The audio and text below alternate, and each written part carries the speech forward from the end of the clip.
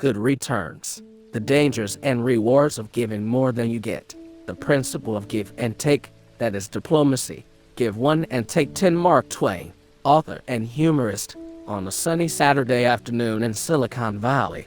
Two proud fathers stood on the sidelines of a soccer field. They were watching their young daughters play together, and it was only a matter of time before they struck up a conversation about work. The taller of the two men was Danny Shader, the serial entrepreneur who had spent time at Netscape, Motorola, and Amazon. Intense, dark-haired, and capable of talking about business forever. Shader was in his late 30s by the time he launched his first company, and he liked to call himself the old man of the internet. He loved building companies, and he was just getting his fourth startup off the ground. Shader had instantly taken a liking to the other father, a man named David Hornick who invests in companies for a living. At 5 feet 4 inches, with dark hair, glasses, and a goatee, Hornick is a man of eclectic interests. He collects Alice in Wonderland books, and in college he created his own major in computer music. He went on to earn a master's in criminology and a law degree, and after burning the midnight oil at a law firm, he accepted a job offer to join a venture capital firm, where he spent the next decade listening to pitches from entrepreneurs and deciding whether or not to fund them. During a break between soccer games, Shader turned to Hornick and said, "I'm working on something. Do you want to see a pitch?" Hornick specialized in internet companies, so he seemed like an ideal investor to Shader. The interest was mutual. Most people who pitch ideas are first-time entrepreneurs, with no track record of success. In contrast, Shader was a blue-chip entrepreneur who had hit the jackpot not once, but twice. In 1999, his first startup, Accept.com, was acquired by Amazon for $175 million. In 2007, his next company, Good Technology, was acquired by Motorola for $500 million. Given Shader's history, Hornick was eager to hear what he was up to next. A few days after the soccer game, Shader drove to Hornick's office and pitched his newest idea. Nearly a quarter of Americans have trouble making online purchases because they don't have a bank account or credit card, and Shader was proposing an innovative solution to this problem. Hornick was one of the first venture capitalists to hear the pitch, and right off the bat, he loved it. Within a week, he put Shader in front of his partners and offered him a term sheet. He wanted to fund Shader's company. Although Hornick had moved fast, Shader was in a strong position. Given Shader's reputation and the quality of his idea, Hornick knew plenty of investors would be clamoring to work with Shader. "You're rarely the only investor given an entrepreneur a term sheet," Hornick explains. "You're competing with the best venture capital firms in the country and trying to convince the entrepreneur to take your money instead of theirs." The best way for Hornick to land the investment was to set a deadline for Shader to make his decision. If Hornick made a compelling offer with a short fuse, Shader might sign it before he had the chance to pitch to other investors. This is what many venture capitalists do to stack the odds in their favor. But Hornick didn't give Shader a deadline. In fact, he practically invited Shader to shop his offer around to other investors. Hornick believed that entrepreneurs need time to evaluate their options, so as a matter of principle, he refused to present exploding offers. "Take as much time as you need to make the right decision," he said. Although Hornick hoped Shader would conclude that the right decision was to sign with him, he put Shader's best interests ahead of his own, giving Shader space to explore other options. Shader did just that. He spent the next few weeks pitching his idea to other investors. In the meantime, Hornick wanted to make sure he was still a strong contender, so he sent Shader his most valuable resource, a list of 40 references who could attest to Hornick's caliber as an investor.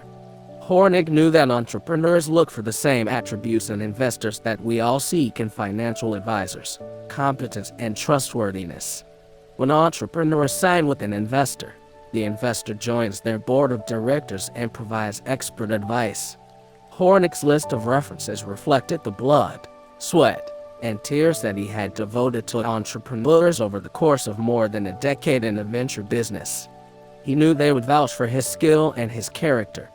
A few weeks later, Hornick's phone rang. It was Shader, ready to announce his decision. "I'm sorry," Shader said, "but I'm signing with another investor." The financial terms of the offer from Hornick and the other investor were virtually identical, so Hornick's list of 40 references should have given him an advantage. And after speaking with the references, it was clear to Shader that Hornick was a great guy. But it was this very same spirit of generosity that doomed Hornick's case. Shader worried that Hornick would spend more time encouraging him than challenging him. Hornick might not be tough enough to help Shader start a successful business, and the other investor had a reputation for being a brilliant advisor who questioned and pushed entrepreneurs. Shader walked away thinking, "I should probably add somebody to the board who will challenge me more. Hornick is so affable that I don't know what he'll be like in the boardroom." When he called Hornick, he explained, "My heart said to go with you, but my head said to go with him. I decided to go with my head instead of my heart." Hornick was devastated, and he began to second-guess himself. Am I dope? If I had applied pressure to take the term sheet, maybe he would have taken it. But I've spent a decade building my reputation so this wouldn't happen. How did this happen? David Hornick learned his lesson the hard way. Good guys finish last.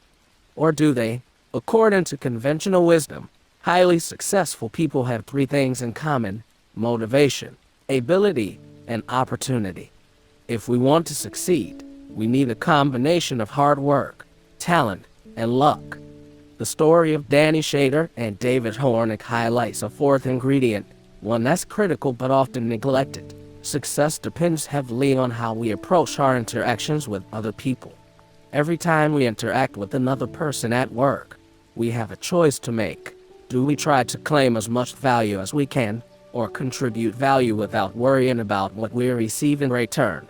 As an organizational psychologist and Wharton professor, I've dedicated more than 10 years of my professional life to studying these choices at organizations ranging from Google to the U.S. Air Force.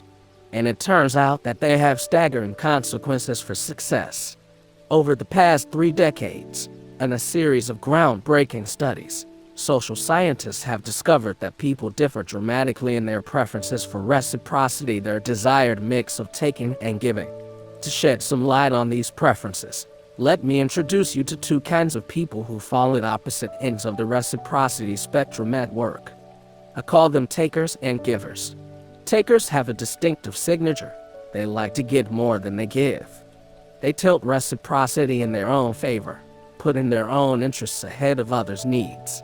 Takers believe that the world is a competitive, dog-eat-dog place. They feel that to succeed, they need to be better than others. To prove their competence, they self-promote and make sure they get plenty of credit for their efforts. Garden variety takers aren't cruel or cutthroat. They're just cautious and self-protective. If I don't look out for myself first, takers think, no one will. Had David Hornick been more of a taker, he would have given Danny Shader a deadline, putting his goal of landing the investment ahead of Shader's desire for a flexible timeline. But Hornick is the opposite of a taker. He's a giver. In the workplace, givers are a relatively rare breed. They tilt reciprocity in the other direction, preferring to give more than they get. Whereas takers tend to be self-focused, evaluating what other people can offer them, givers are other-focused, paying more attention to what other people need from them. These preferences aren't about money. Givers and takers aren't distinguished by how much they donate to charity or the compensation that they command from their employers. Rather, givers and takers differ in their attitudes and actions toward other people. If you're a taker, you help others strategically, when the benefits to you outweigh the personal costs. If you're a giver, you might use a different cost-benefit analysis. You help whenever the benefits to others exceed the personal costs. Alternatively, you might not think about the personal costs at all, helping others without expecting anything in return. If you're a giver at work, you simply strive to be generous in sharing your time, energy, knowledge, skills, ideas, and connections with other people who can benefit from them. It's tempting to reserve the giver label for larger-than-life heroes such as Mother Teresa or Mahatma Gandhi. But being a giver doesn't require extraordinary acts of sacrifice. It just involves a focus on acting in the interests of others, such as by giving help, providing mentoring, sharing credit, or making connections for others. Outside the workplace, this type of behavior is quite common. According to research led by Yale psychologist Margaret Clark, most people act like givers in close relationships. In marriages and friendships, we contribute whenever we can without keeping score. But in the workplace, give and take becomes more complicated. Professionally, few of us act purely like givers or takers, adopting a third style instead. We become matchers, striving to preserve an equal balance of giving and getting. Matchers operate on the principle of fairness. When they help others, they protect themselves by seeking reciprocity. If you're a matcher, you believe in tit for tat, and your relationships are governed by even exchanges of favors. Giving, taking, and matching are three fundamental styles of social interaction, but the lines between them aren't hard and fast. You might find that you shift from one reciprocity style to another as you travel across different work roles and relationships. It wouldn't be surprising if you act like a taker when negotiating your salary, a giver when mentoring someone with less experience than you, and a matcher when sharing expertise with a colleague. But evidence shows that at work, the vast majority of people develop a primary reciprocity style, which captures how they approach most of the people most of the time. And this primary style can play as much of a role in our success as hard work, talent, and luck. In fact, the patterns of success based on reciprocity styles are remarkably clear. If I ask you to guess who's the most likely to end up at the bottom of the success ladder, what would you say? Takers, givers, or matchers? Professionally, all three reciprocity styles have their own benefits and drawbacks. But there's one style that proves more costly than the other two.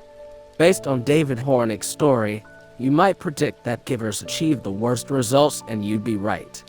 Research demonstrates that givers sink to the bottom of the success ladder.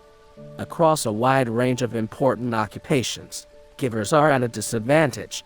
They make others better off but sacrifice their own success in the process. In the world of engineering, the least productive and effective engineers are givers.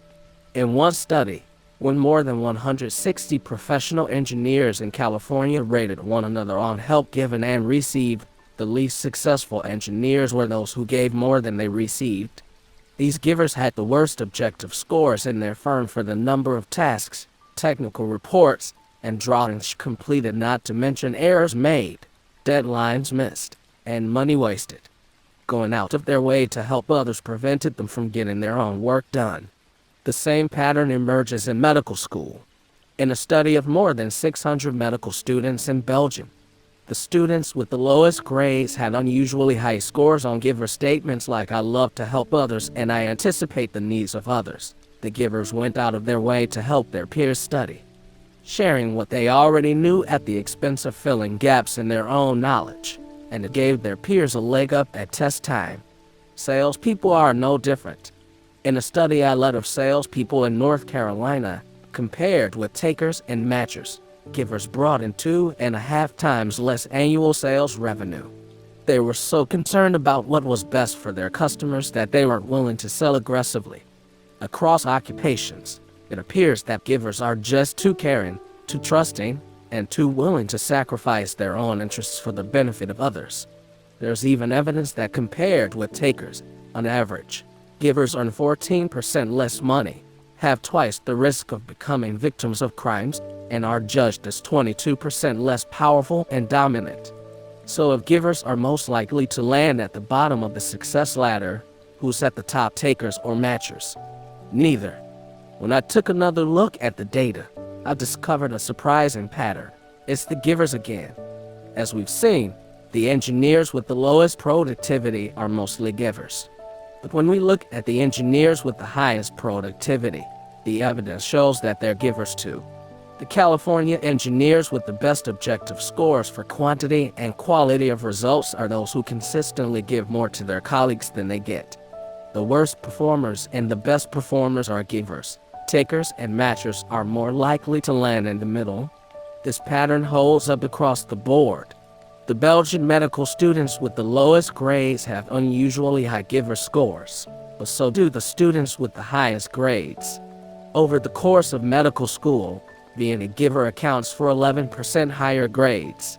Even in sales, I found that the least productive salespeople had 25% higher giver scores than average performers, but so did the most productive salespeople.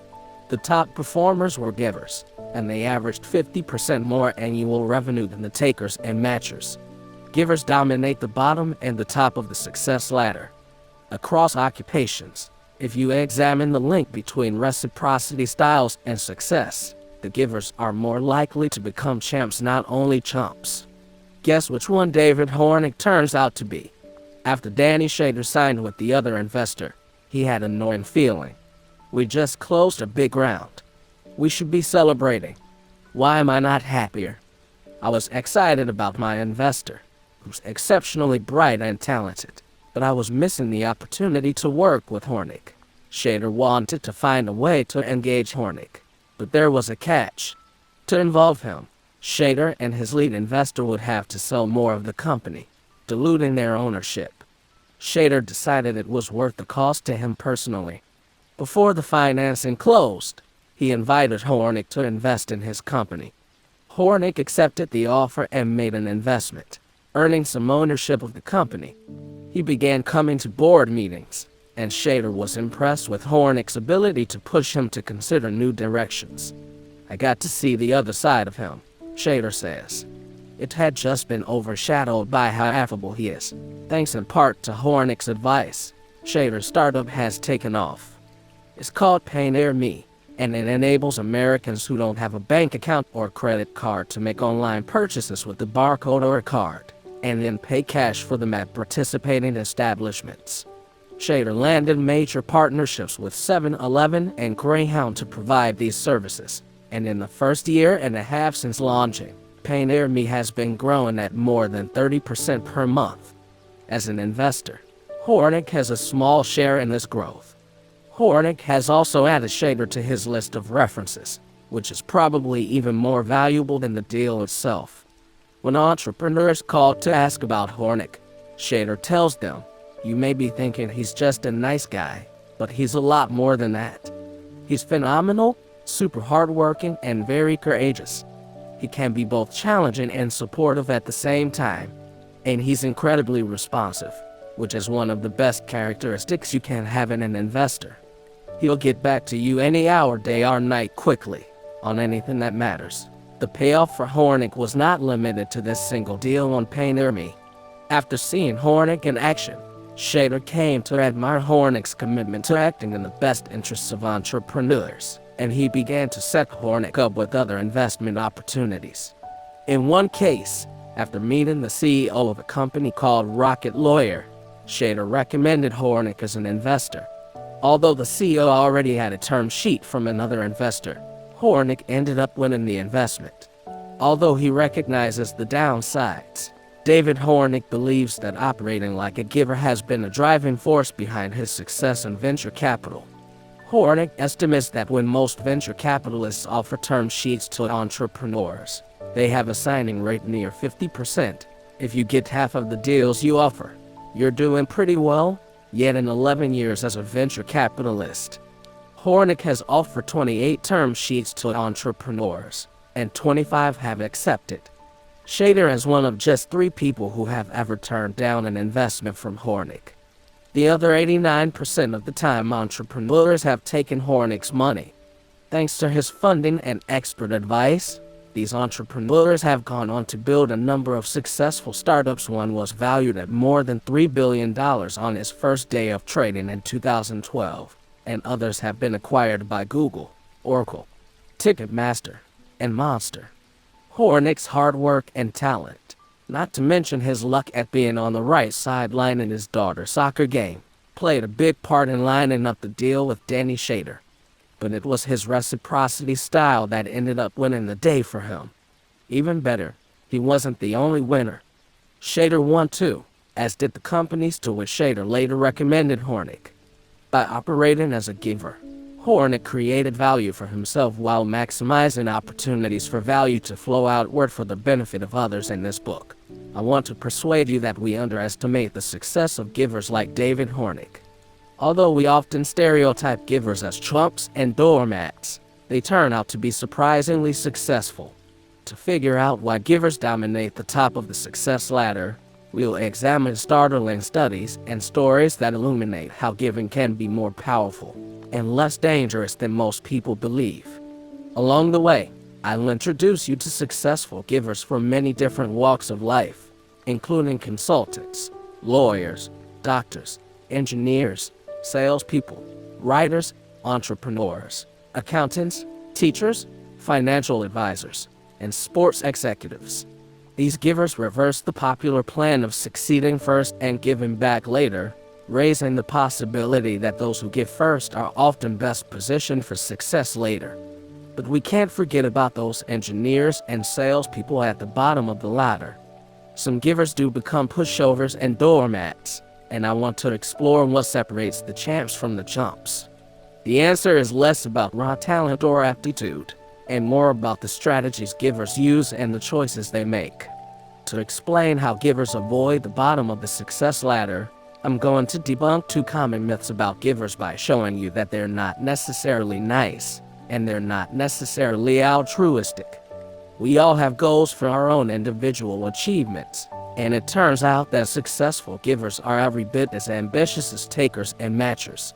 They simply have a different way of pursuing their goals. This brings us to my third aim, which is to reveal what's unique about the success of givers. Let me be clear that givers, takers, and matchers all can and do achieve success. But there's something distinctive that happens when givers succeed. It spreads and cascades. When takers win, there's usually someone else who loses. Research shows that people tend to envy successful takers and look for ways to knock them down a notch. In contrast, when givers like David Hornick win, people are rooting for them and supporting them, rather than gunning for them. Givers succeed in a way that creates a ripple effect, enhancing the success of people around them. You'll see that the difference lies in how giver success creates value, instead of just claiming it. As the venture capitalist Randy Commissar remarks, it's easier to win if everybody wants you to win. If you don't make enemies out there, it's easier to succeed. But in some arenas, it seems that the costs of giving clearly outweigh the benefits. In politics, for example, Mark Twain's opening quote suggests that diplomacy involves taking 10 times as much as giving. Politics, writes former President Bill Clinton, is a getting business. You have to get support, contributions, and votes over and over again. Takers should have an edge in lobbying and outmaneuvering their opponents in competitive elections. And matchers may be well suited to the constant trading of favors that politics demands. What happens to givers in the world of politics? Consider the political struggles of a hick who went by the name Sampson. He said his goal was to be the Clinton of Illinois, and he set his sights on winning a seat in the Senate. Sampson was an unlikely candidate for political office, having spent his early years working on a farm. But Sampson had great ambition. He made his first run for a seat in the state legislature when he was just 23 years old. There were 13 candidates, and only the top 4 won seats. Sampson made a lackluster showing, finishing 8th.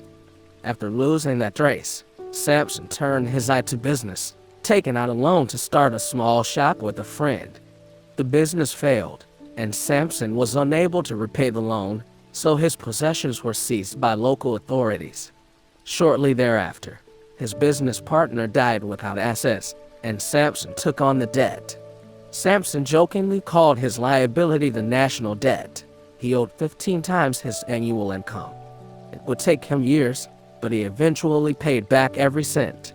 After his business failed, Sampson made a second run for the state legislature. Although he was only 25 years old, he finished second, landing a seat. For his first legislative session, he had to borrow the money to buy his first suit. For the next 8 years, Sampson served in the state legislature, earning a law degree along the way. Eventually, at age 45, he was ready to pursue influence on the national stage. He made a bid for the Senate. Samson knew he was fighting an uphill battle. He had two primary opponents, James Shields and Lyman Trumbull. Both had been state Supreme Court justices, coming from backgrounds far more privileged than Samson's. Shields, the incumbent running for re-election, was the nephew of a congressman. Trumbull was the grandson of an eminent Yale-educated historian.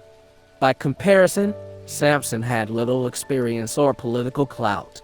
In the first poll, Samson was a surprise front-runner, with 44% support.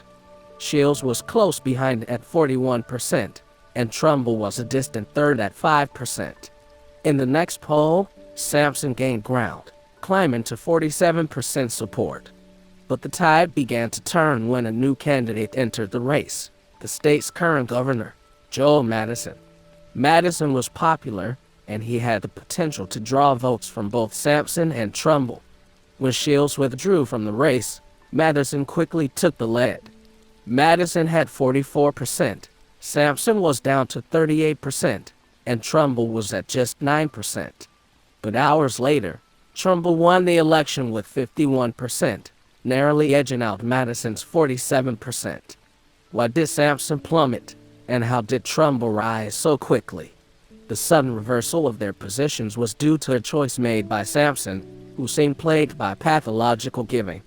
When Madison entered the race, Samson began to doubt his own ability to garner enough support to win. He knew that Trumbull had a small but loyal following who would not give up on him. Most people in Samson's shoes would have lobbied Trumbull's followers to jump ship. After all, with just 9% support, Trumbull was a long shot. But Samson's primary concern wasn't getting elected. It was to prevent Madison from winning.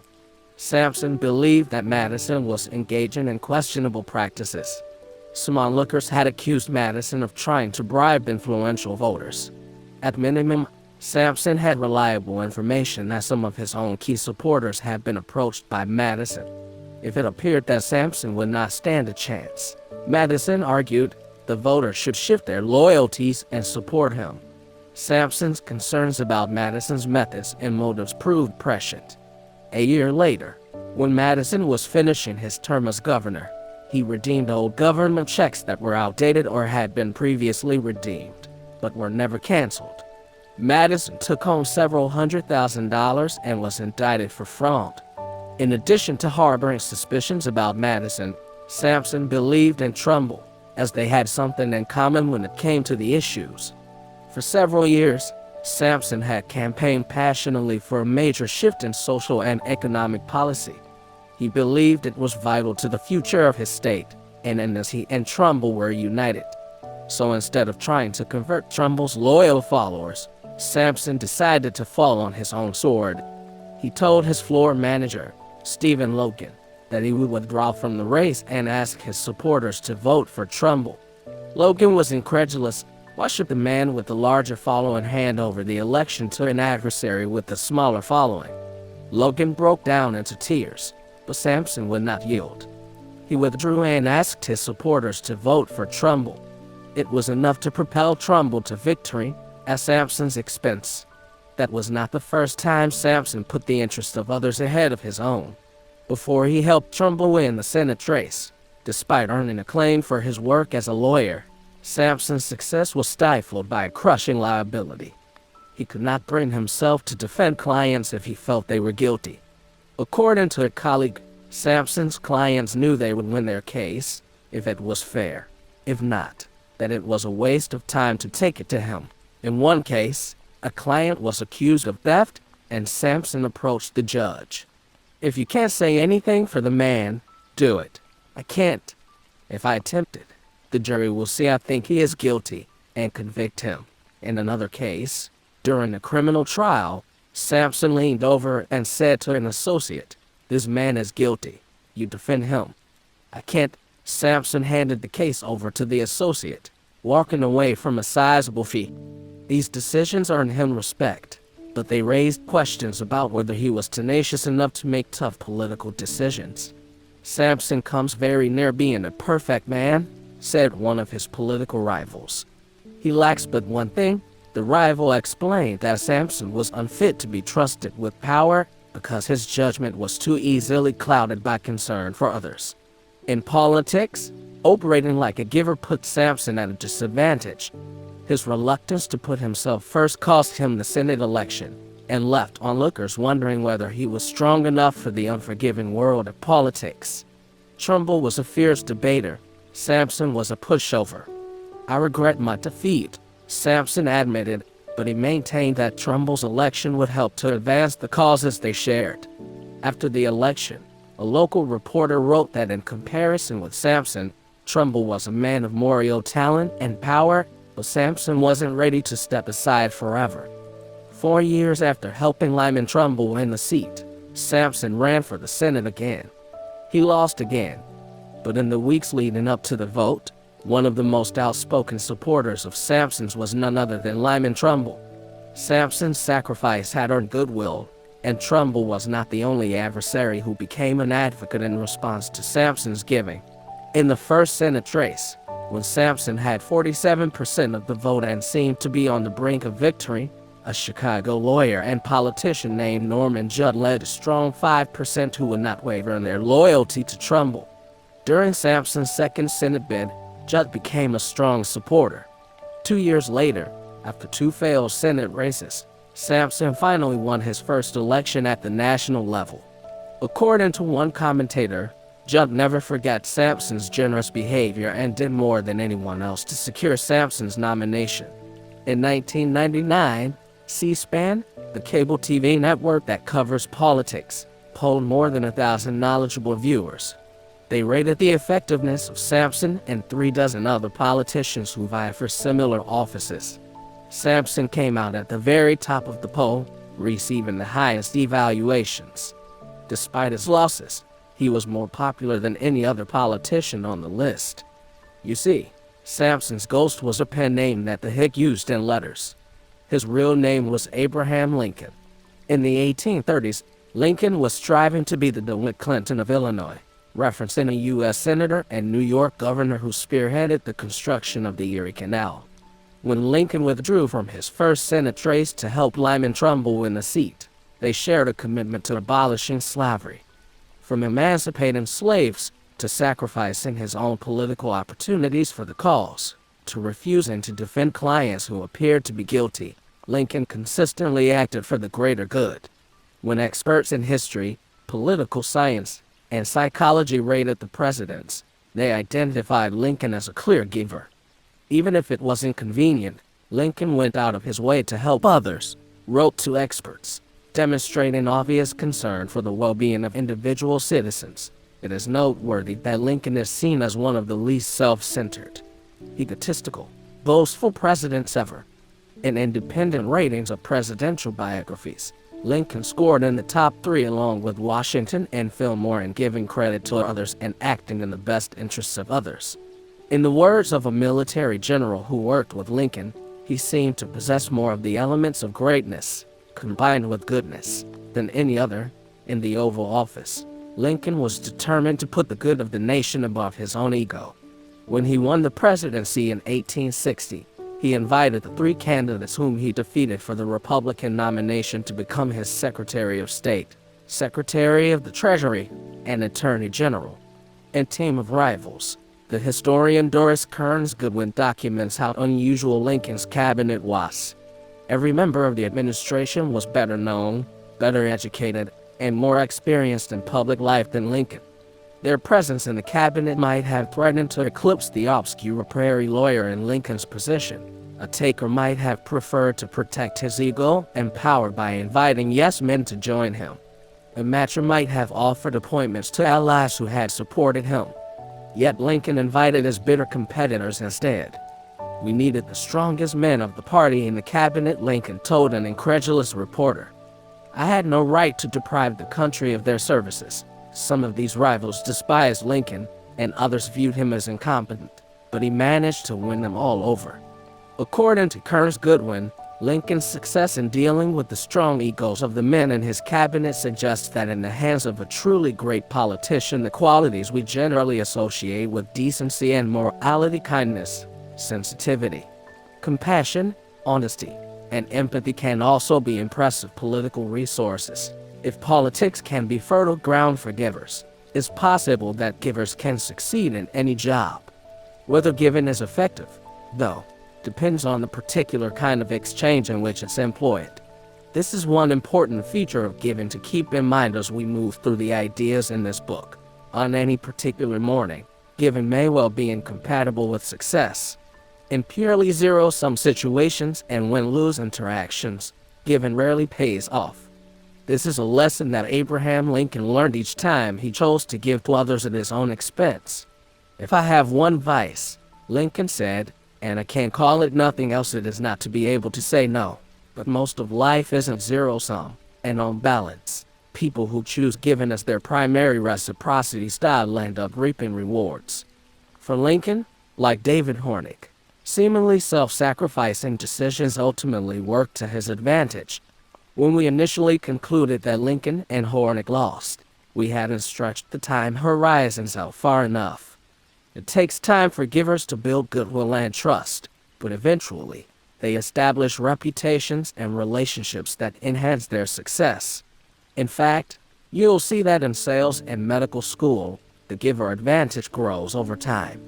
In the long run, giving can be every bit as powerful as it is dangerous.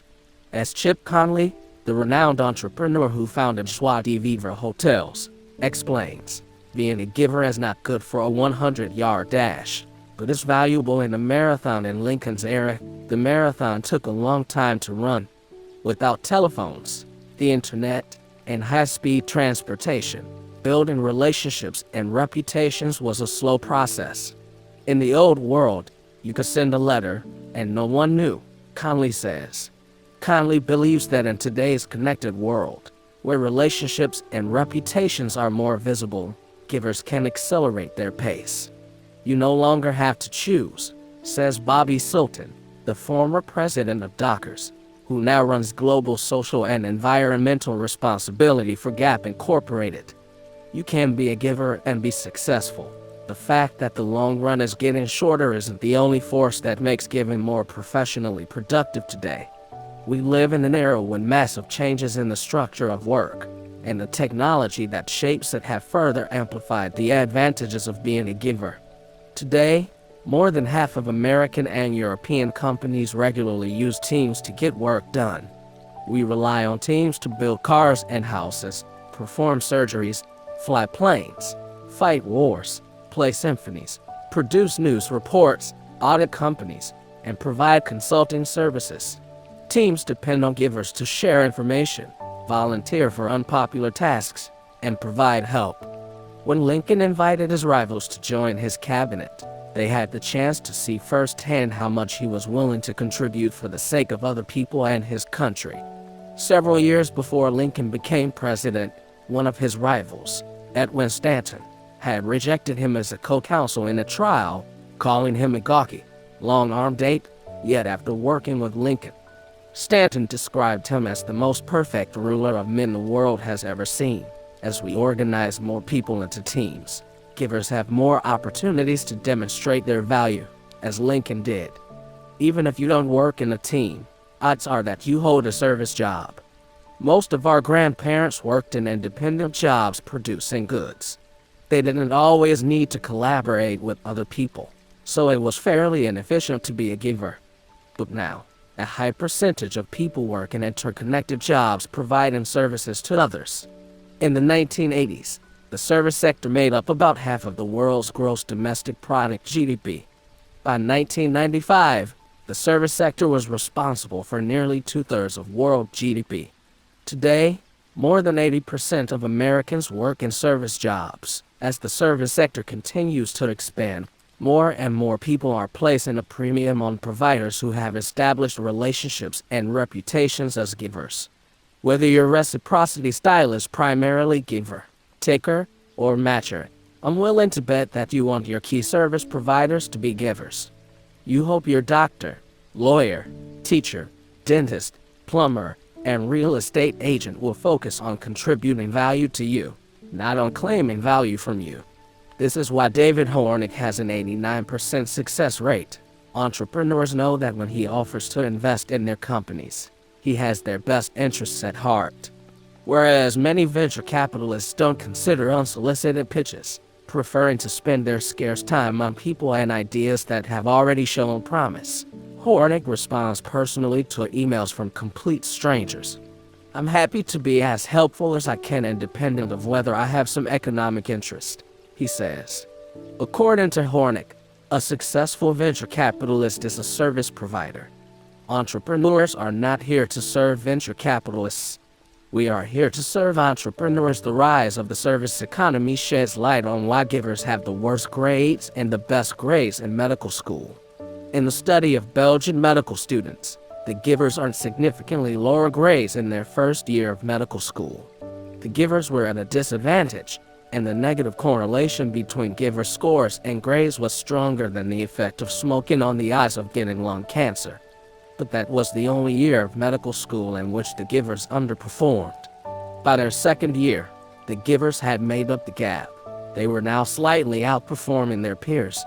By the sixth year, the givers earned substantially higher grades than their peers.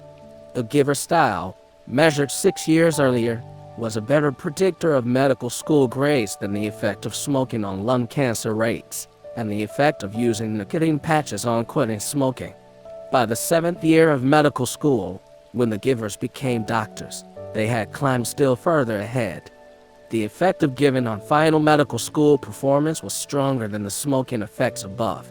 It was even greater than the effect of drinking alcohol on aggressive behavior. Why did the giver disadvantage reverse, becoming such a strong advantage? Nothing about the givers changed, but their program did. As students progressed through medical school, they moved from independent classes into clinical rotations, internships, and patient care. The further they advance, the more their success depends on teamwork and service. As the structure of classwork shifts, the givers benefit from their natural tendencies to collaborate effectively with other medical professionals and express concern to patients. This giver advantage in service roles is hardly limited to medicine. Steve Jones, the award-winning former CEO of one of the largest banks in Australia, wanted to know what made financial advisors successful. His team studied key factors such as financial expertise and effort. But the single most influential factor, Jones told me, was whether a financial advisor had the client's best interests at heart, above the company's and even his own. It was one of my 3 top priorities to get that value instilled and demonstrate that it's in everybody's best interest to treat clients that way. One financial advisor who exemplifies this giver style is Peter Odette, a broad, shouldered Aussie who once wore a mullet and has an affinity for Bon Jovi. He began his career as a customer service representative answering phones for a large insurance company. The first year after he was hired, Peter won the Personality of the Year award, beating out hundreds of other employees based on his passion for helping customers, and became the youngest department supervisor in the whole company. Years later, when Peter joined a group of 15 executives for a give-and-take exercise, the average executive offered help to 3 colleagues. Peter offered help to all 15 of them. He is such a giver that he even tries to help the job applicants he doesn't hire, spending hours making connections for them to find other opportunities. In 2011, when Peter was working as a financial advisor, he received a call from an Australian client. The client wanted to make changes to a small superannuation fund valued at $70,000. A staff member was assigned to the client, but looked him up and saw that he was a scrap metal worker. Thinking like a matcher, the staff member declined to make the visit. It was a waste of his time. It certainly wasn't worth Peter's time. He specialized in high net worth clients, whose funds were worth 1,000 times more money, and his largest client had more than $100 million. If you calculated the dollar value of Peter's time, the scrap metal workers fund was not even worth the amount of time it would take to drive out to his house. He was the tiniest client, and no one wanted to see him. It was beneath everybody, Peter reflects. But you can't just ignore someone because you don't think they're important enough. Peter scheduled an appointment to drive out to see the scrap metal worker and help him with the planned changes. When he pulled up to the house, his jaw dropped. The front door was covered in cobwebs and had not been opened in months. He drove around to the back, where a 34-year-old man opened the door. The living room was full of bugs, and he could see straight through to the roof. The entire ceiling had been ripped out. The client made a feeble gesture to some folding chairs, and Peter began working through the client's planned changes. Feeling sympathy for the client, who seemed like an earnest, hard-working blue-collar man, Peter made a generous offer. "While I'm here, why don't you tell me a bit about yourself and I'll see if there's anything else I can help you with." The client mentioned a love of cars and walked him around back to a dingy shed. Peter braced himself for another depressing display of poverty, envisioning a pile of rusted metal. When Peter stepped inside the shed, he gasped. Spread out before him in immaculate condition were a first-generation Chevy Camaro, built in 1966, two vintage Australian Valiant cars with 1,000 horsepower engines for drag racing, a souped-up coupe utility car, and a Ford coupe from the movie Mad Max. The client was not a scrap metal worker. He owned a lucrative scrap metal business. He had just bought the house to fix it up. It was on 11 acres, and it cost $1.4 million. Peter spent the next year re-engineering the client's business, improving his tax position, and helping him renovate the house. "All I did was start out by doing kindness," Peter notes. "When I got to work the next day, I had to laugh at my colleague who wasn't prepared to give a bit by driving out to visit the client." Peter went on to develop a strong relationship with the client, whose fees multiplied by a factor of 100 the following year, and expects to continue working with him for decades. Over the course of his career, giving has enabled Peter Odette to access opportunities that takers and matchers routinely miss, but it has also cost him dearly. As you'll see in Chapter 7, he was exploited by two takers who nearly put him out of business. Yet Peter managed to climb from the bottom to the top of the success ladder, becoming one of the more productive financial advisors in Australia. The key, he believes, was learning to harness the benefits of giving while minimizing the costs. As a managing director at Genesis Wealth Advisors, he managed to rescue his firm from the brink of bankruptcy and turn it into an industry leader, and he chalks his success up to being a giver. "There's no doubt that I've succeeded in business because I give to other people. It's my weapon of choice," Peter says. "When I'm head-to-head with another advisor to try and win business, people tell me this is why I win. Although technological and organizational changes have made giving more advantageous, there's one feature of giving that's more timeless. When we reflect on our guiding principles in life, many of us are intuitively drawn to giving. Over the past 3 decades, the esteemed psychologist Sloan Shorts has studied the values and guiding principles that matter to people in different cultures around the world.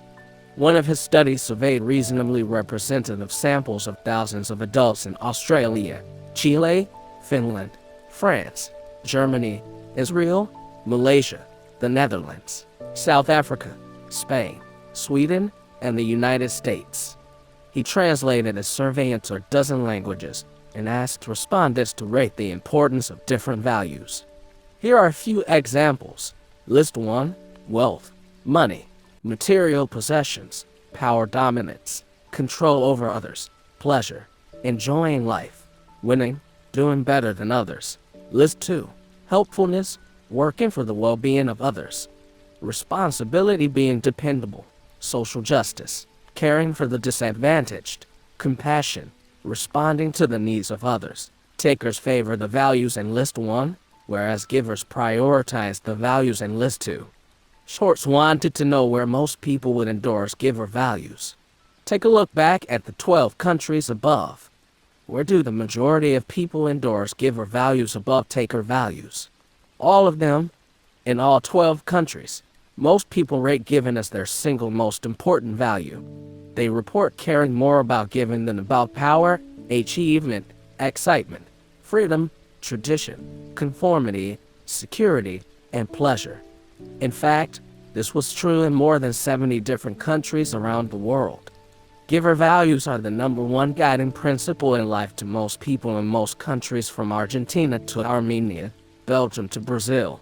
and Slovakia to Singapore. In the majority of the world's cultures, including that of the United States, the majority of people endorse giving as their single most important guiding principle. On some level, this comes as no surprise. As parents, we read our children books like The Giving Tree and emphasize the importance of sharing and caring. But we tend to compartmentalize giving, reserving a different set of values for the sphere of work. We may love Shel Silverstein for our kids, but the popularity of books like Robert Greene's The 48 Laws of Power, not to mention the fascination of many business gurus with Sun Tzu's The Art of War, suggests that we don't see much room for giver values in our professional lives. As a result, even people who operate like givers at work are often afraid to admit it. In the summer of 2011, I met a woman named Shireen Pless, an executive at a prestigious financial services firm. Shireen was clearly a giver. She spent countless hours mentoring junior colleagues and volunteered to head up a women's leadership initiative and a major charitable fundraising initiative at her firm. "My default is to give," she says. "I'm not looking for quid pro quo. I'm looking to make a difference and have an impact, and I focus on the people who can benefit from my help the most." To enrich her business acumen, Shireen left her job for 6 weeks, enrolling in a leadership program with 60 executives from companies around the world. To identify her strengths, she underwent a comprehensive psychological assessment. Shireen was shocked to learn that her top professional strengths were kindness and compassion. Fearing that the results would jeopardize her reputation as a tough and successful leader, Shireen decided not to tell anyone. "I didn't want to sound like a flake. I was afraid people would perceive me differently." Perhaps as a less serious executive, Shireen confided, "I was conditioned to leave my human feelings at the door and win. I want my primary skills to be seen as hardworking and results-oriented, not kindness and compassion." In business, sometimes you have to wear different masks. The fear of being judged as weak or naive prevents many people from operating like givers at work. Many people who hold giver values in life choose matching as their primary reciprocity style at work, seeking an even balance of give and take. In one study, people completed a survey about whether their default approach to work relationships was to give, take, or match. Only 8% described themselves as givers. The other 92% were not willing to contribute more than they received at work. In another study, I found that in the office, more than 3 times as many people prefer to be matchers than givers. People who prefer to give or match often feel pressure to lean in the taker direction when they perceive a workplace as zero-sum.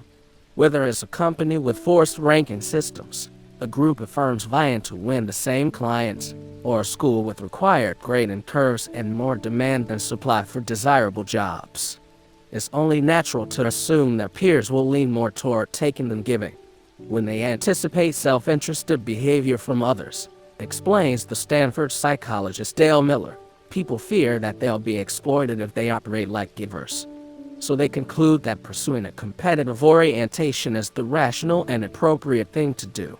There's even evidence that just putting on a business suit and analyzing a Harvard Business School case is enough to significantly reduce the attention that people pay to relationships and the interests of others. The fear of exploitation by takers is so pervasive, writes the Cornell economist Robert Frank, that by encouraging us to expect the worst in others, it brings out the worst in us. Dreading the role of the chump, we are often loath to heed our nobler instincts. Giving is especially risky when dealing with takers, and David Hornick believes that many of the world's most successful venture capitalists operate like takers. They insist on disproportionately large shares of entrepreneur startups and claim undue credit when their investments prove successful. Hornick is determined to change these norms. When a financial planner asked him what he wanted to achieve in life, Hornick said that above all, "I want to demonstrate that success doesn't have to come at someone else's expense," in an attempt to prove it. Hornick has broken 2 of the most sacred rules in the venture business. In 2004, he became the first venture capitalist to start a blog. Venture capital was a black box, so Hornick invited entrepreneurs inside. He began to share information openly online, helping entrepreneurs to improve their pitches by gaining a deeper understanding of how venture capitalists think. Hornick's partners and his firm's general counsel discouraged him from doing it. Why would he want to give away trade secrets? If other investors read his blog, they could steal ideas without sharing any in return. The idea of a venture capitalist talking about what he was doing was considered insane. Hornick reflects, but I really wanted to engage in a conversation with a broad set of entrepreneurs and be helpful to them. His critics were right. Lots of venture capitalists ended up reading it. When I talked about specific companies I was excited about, getting deals became more competitive, but that was a price that Hornick was willing to pay. My focus was entirely on creating value for entrepreneurs, he says, and he has maintained the blog for the past 8 years. Hornick's second unconventional move was ignited by his frustration with dull speakers at conferences. Back in college, he had teamed up with a professor to run a speakers bureau so he could invite interesting people to campus. The lineup included the inventor of the game Dungeons & Dragons, the world yo-yo champion, and the animator who created the Wile E. Coyote and Roadrunner cartoon characters for Warner Bros. By comparison, speakers at venture capital and technology conferences were measuring up. I discovered that I stopped going in to hear the speakers, and I would spend all my time chatting with people in the lobby about what they're working on. The real value of these events was the conversations and relationships that were created between people. What if a conference was about conversations and relationships, not content? In 2007, Hornick planned his first annual conference. It was called The Lobby, and the goal was to bring entrepreneurs together to share ideas about new media. Hornick was putting about $400,000 on the line, and people tried to talk him out of it. You could destroy your firm's reputation, they warned, hinting that if the conference failed, Hornick's own career might be ruined. But he pressed forward, and when it was time to send out invitations, Hornick did the unthinkable. He invited venture capitalists at rival firms to attend the conference. Several colleagues thought he was out of his mind. Why in the world would you let other venture capitalists come to the conference? They asked. If Hornick met an entrepreneur with a hot new idea at the lobby, he would have a leg up on landing the investment. Why would he want to give away his advantage and help his competitors find opportunities? Once again, Hornick ignored the naysayers. I want to create an experience to benefit everyone, not just me. One of the rival venture capitalists who attended liked the format so much that he created his own lobby-style conference. But he didn't invite Hornick or any other venture capitalists. His partners wouldn't let him. Nevertheless, Hornick kept inviting venture capitalists to the lobby. David Hornick recognizes the cost of operating like a giver. Some people think I'm delusional. They believe the way you achieve is by being a taker, he says. If he were more of a taker, he probably wouldn't accept unsolicited pitches, respond personally to emails, share information with competitors on his blog, or invite his rivals to benefit from the lobby conference. He would protect his time, guard his knowledge, and leverage his connections more carefully. And if he were more of a matcher, he would have asked for quid pro quo with the venture capitalist who attended the lobby but didn't invite Hornick to his own conference. But Hornick pays more attention to what other people need than to what he gets from them. Hornick has been extremely successful as a venture capitalist while living by his values, and he's widely respected for his generosity. It's a win-win, Hornick reflects. I get to create an environment where other people can get deals and build relationships, and I live in the world I want to live in. His experience reinforces that giving not only is professionally risky, it can also be professionally rewarding. Understanding what makes giving both powerful and dangerous is the focus of Give and Take. The first section unveils the principles of giver success, illuminating how and why givers rise to the top. I'll show you how successful givers have unique approaches to interactions in 4 key domains: networking, collaborating, evaluating, and influencing. A close look at networking highlights fresh approaches for developing connections with new contacts and strengthening ties with old contacts. Examining collaboration reveals what it takes to work productively with colleagues and earn their respect. Exploring how we evaluate others offers counterintuitive techniques for judging and developing talent to get the best results out of others.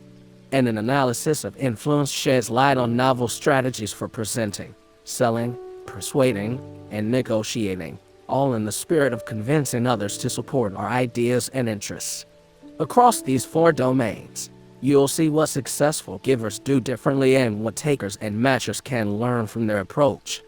Along the way, you'll find out how America's best networker developed his connections, why the genius behind one of the most successful shows in television history toiled for years in anonymity, how a basketball executive responsible for some of the worst draft busts in history turned things around, whether a lawyer who stumbles on his words can beat a lawyer who speaks with confidence, and how you can spot a taker just from looking at a Facebook profile.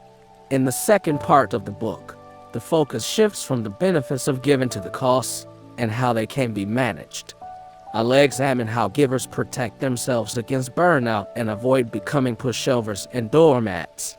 You'll discover how a teacher reduced her burnout by giving more rather than less, how a billionaire made money by giving it away, and the ideal number of hours to volunteer if you want to become happier and live longer.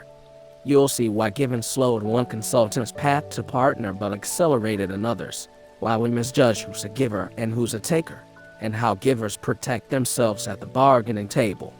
You'll also gain knowledge about how givers avoid the bottom of the success ladder and rise to the top by nudging other people away from taking and toward giving. You'll learn about a 90-minute activity that unleashes giving in remarkable ways, and you'll figure out why people give things away for free that they could easily sell for a profit on Craigslist. Why some radiologists get better but others get worse, why thinking about Superman makes people less likely to volunteer, and why people named dentists are unusually likely to become dentists. By the time you finish reading this book, you may be reconsidering some of your fundamental assumptions about success. If you're a self-sacrificing giver, you'll find plenty of insights for ascending from the bottom to the top of the success ladder. If you endorse giver values but act like a matcher at work, you may be pleasantly surprised by the wealth of opportunities to express your values and find meaning in helping others without compromising your own success. Instead of aiming to succeed first and give back later, you might decide that giving first is a promising path to succeeding later. And if you currently lean toward taking, you may just be tempted to shift in the giver direction, seeking to master the skills of this growing breed of people who achieve success by contributing to others. But if you do it only to succeed, it probably won't work. To the Peacock and the Panda, how givers, takers, and matchers build networks. Every man must decide whether he will walk in the light of creative altruism or in the darkness of destructive selfishness. Martin Luther King Jr., civil rights leader and Nobel Peace Prize winner. Several decades ago, a man who started his life in poverty lived the American dream. He came from humble beginnings, growing up in Missouri farm towns without indoor plumbing. To help support his family, the young man worked long hours on farms and paper routes. He put himself through college at the University of Missouri, graduated Phi Beta Kappa, and completed a master's degree and then a doctorate in economics. He pursued a life of public service, enlisting in the Navy and then serving in several important roles in the U.S. government, earning the Navy Commendation Medal and National Defense Service Medal. From there, he built his own company, where he was chairman and CEO for 15 years. By the time he stepped down, his company was worth $110 billion, with more than 20,000 employees in 40 countries around the world. For 5 consecutive years, Fortune named his company America's most innovative company and one of the 25 best places to work in the country. When asked about his success, he acknowledged the importance of respect, the golden rule, absolute integrity. Everyone knows that I personally have a very strict code of personal conduct that I live by. He set up a charitable family foundation, giving over $2.5 million to more than 250 organizations, and donated 1% of his company's annual profits to charity. His giving attracted the attention of former President George W. Bush, who commended him as a good guy and a generous person. Then he was indicted. His name was Kenneth Lay, and he is best remembered as a primary villain in the Enron scandal. Enron was an energy, commodities, and securities firm headquartered in Houston. In October 2001, Enron lost $1.2 billion in shareholder equity after reporting third-quarter losses of $618 million, the biggest earnings restatement in U.S. history. In December, Enron went bankrupt, leaving 20,000 employees jobless, many watching their life savings practically erased by the company's fall. Investigators found that Enron had deceived investors by reporting false profits and hiding debts of more than $1 billion, manipulated energy and power markets in California and Texas, and won international contracts by giving illegal bribes to foreign governments. Lay was convicted on 6 counts of conspiracy and fraud. We can debate about how much Lay truly knew about Enron's illegal activities, but it's difficult to deny that he was a taker. Although Lay may have looked like a giver to many observers, he was a faker, a taker in disguise. Lay felt entitled to use Enron's resources for personal gain. As Bethany McLean and Peter Elkind describe in The Smartest Guys in the Room, Lay took exorbitant loans from the company and had his staff put his sandwiches on silver platters and fine china. A secretary once tried to reserve an Enron plane for an executive to do business, only to learn that the Lay family was currently using 3 Enron planes for personal travel. From 1997 to 1998, $4.5 million in Enron commissions went to a travel agency owned by Lay's sister. According to accusations, he sold more than $70 million in stock just before Enron went bankrupt, taking the treasure from a sinking ship. This behavior was foreshadowed in the 1970s when Lay worked at Exxon. A boss wrote a reference recommending Lay highly, but warned that he was maybe too ambitious. Observers now believe that as early as 1987, at Enron Oil, Lay approved and helped to conceal the activities of 2 traders who set up fake companies and stole $3.8 million while allowing Enron to avoid massive trading losses. When the losses were discovered, Enron Oil had to report an $85 million hit, and Lay denied knowledge and responsibility. If anyone could say that I knew, let them stand up, according to McLean and Elkind. One trader started to stand up but was physically restrained by 2 colleagues. How did a taker end up becoming so successful? He knew somebody. In fact, he knew a whole lot of somebodies. Ken Lay profited greatly from claiming his company's financial resources as his own, but much of his success in growing that company came the old-fashioned way. He built a network of influential contacts and leveraged them for his own benefit. Lay was a master networker from the start. In college, he impressed an economics professor named Pinckney Walker and started his ascent on the shoulders of Walker's connections. Walker helped Lay land an assignment as an economist at the Pentagon, and then a position as a chief assistant in the White House in the Nixon administration. By the mid-1980s, Lay became the head of Enron after engineering the company's move to Houston following a merger. As he consolidated his power, he began to hobnob with political power brokers who could support Enron's interests. He put Pinckney Walker's brother Charles on Enron's board and developed a relationship with George H.W. Bush, who was running for president. In 1990, Lay co-chaired an important summit of industrialized nations meeting for Bush in Houston, putting on a dazzling show and charming the crowd, which included British Prime Minister Margaret Thatcher, German Chancellor Helmut Kohl, and French President François Mitterrand. After Bush lost his re-election bid to Bill Clinton, Lay wasted no time in reaching out to a friend who was a key aide to the president-elect. The friend had gone to kindergarten with Clinton. Soon, Lay was playing golf with the new president. Several years later, as George W. Bush gained power, Lay used his connections to lobby for energy deregulation and get his supporters in important government positions in Texas and the White House, influencing policies in Enron's favor. At nearly every stage in his career, Lay was able to dramatically improve his company's prospects or his own by making use of well-placed contacts in his network. For centuries, we have recognized the importance of networking. According to Brian Uzzi, a management professor at Northwestern University, networks come with 3 major advantages: private information, diverse skills, and power. By developing a strong network, people can gain invaluable access to knowledge, expertise, and influence. Extensive research demonstrates that people with rich networks achieve higher performance ratings, get promoted faster, and earn more money. And because networks are based on interactions and relationships, they serve as a powerful prism for understanding the impact of reciprocity styles on success.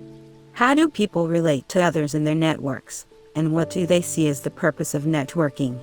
On the one hand, the very notion of networking often has negative connotations.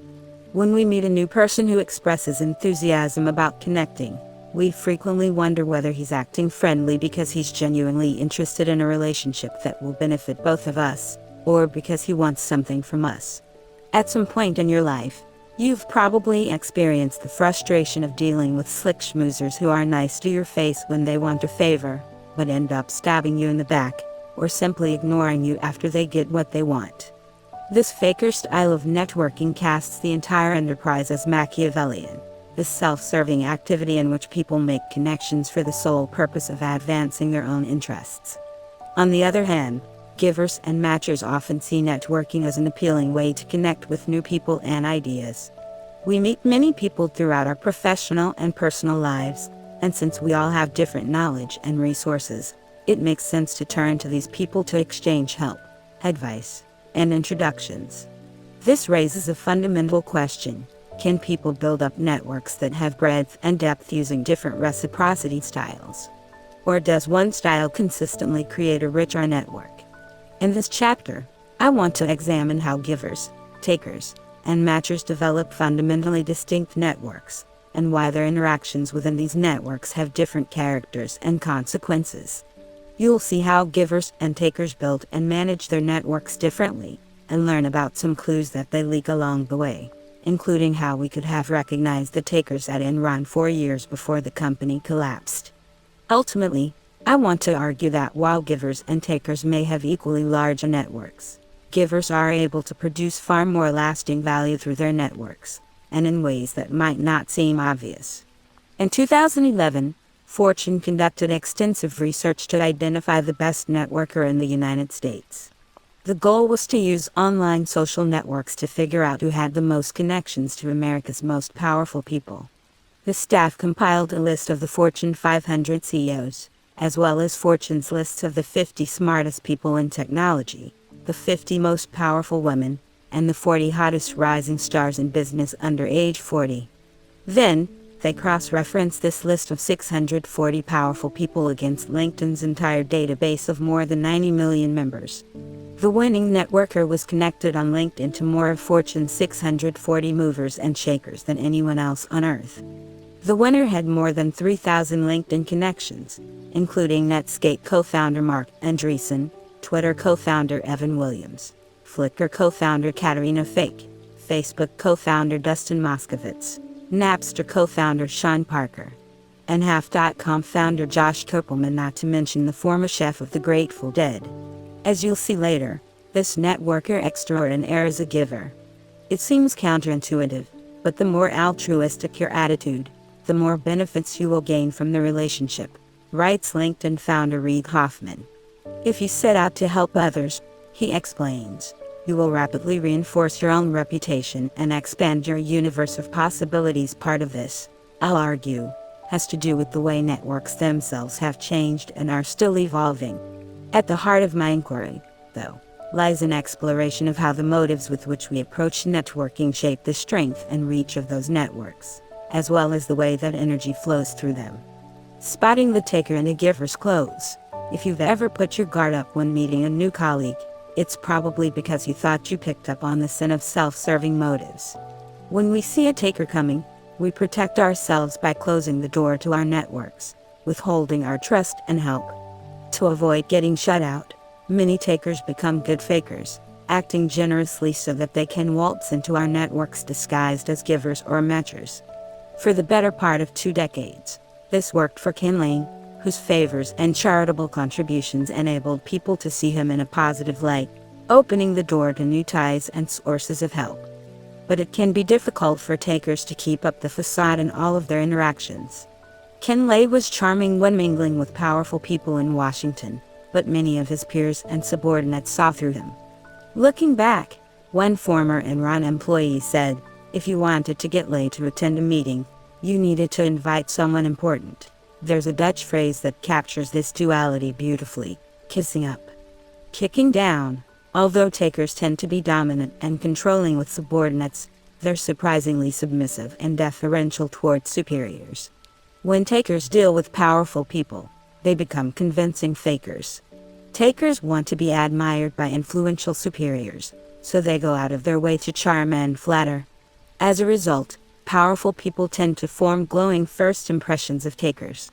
A trio of German psychologists found that when strangers first encountered people, the ones they liked most were those with a sense of entitlement and a tendency to manipulate and exploit others. When kissing up, takers are often good fakers. In 1998, when Wall Street analysts visited Enron, Lay recruited 70 employees to pretend to be busy traders, hoping to wow the analysts with the image of a productive energy trading business.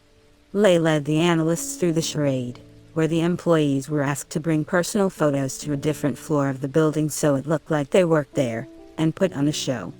They made imaginary phone calls, creating a ruse that they were busy buying and selling energy and gas. This is another sign that Lay was a taker. He was obsessed with making a good impression upward, but worried less about how he was seen by those below him. As Samuel Johnson purportedly wrote, the true measure of a man is how he treats someone who can do him absolutely no good. Takers may rise by kissing up, but they often fall by kicking down. When Lay sought to impress the Wall Street analysts, he did so by exploiting his own employees, asking them to compromise their integrity to construct a facade that would deceive the analysts. Research shows that as people gain power, they feel large and in charge, less constrained and freer to express their natural tendencies. As takers gain power, they pay less attention to how they're perceived by those below and next to them. They feel entitled to pursue self-serving goals and claim as much value as they can. Over time, treating peers and subordinates poorly jeopardizes their relationships and reputations. After all, most people are matchers. Their core values emphasize fairness, equality, and reciprocity. When takers violate these principles, matchers in their networks believe in an eye for an eye, so they want to see justice served. To illustrate, imagine that you're participating in a famous study led by Daniel Kahneman, the Nobel Prize-winning psychologist at Princeton. You're playing what's known as the ultimatum game, and you sit down across the table from a stranger who has just been given $10. His task is to present you with a proposal about how the money will be divided between the two of you. It's an ultimatum. You can either accept the proposal as it stands and split the money as proposed, or you can reject it, and both of you will get nothing. You might never see each other again, so he acts like a taker, keeping $8 and offering you only $2. What do you do? In terms of pure profit, it's rational for you to accept the offer. After all, $2 is better than nothing. But if you're like most people, you reject it. You're willing to sacrifice the money to punish the taker for being unfair, walking away with nothing just to keep him from earning $8. Evidence shows that the vast majority of people in this position reject proposals that are imbalanced to the tune of 80% or more for the divider. Why do we punish takers for being unfair? It's not spite. We're not getting revenge on takers for trying to take advantage of us. It's about justice. If you're a matcher, you'll also punish takers for acting unfairly toward other people. In another study spearheaded by Kahneman, people had a choice between splitting $12 evenly with a taker who had made an unfair proposal in the past or splitting $10 evenly with a matcher who had made a fair proposal in the past. More than 80% of the people preferred to split $10 evenly with the matcher, accepting $5 rather than $6 to prevent the taker from getting $6. In networks, new research shows that when people get burned by takers, they punish them by sharing reputational information.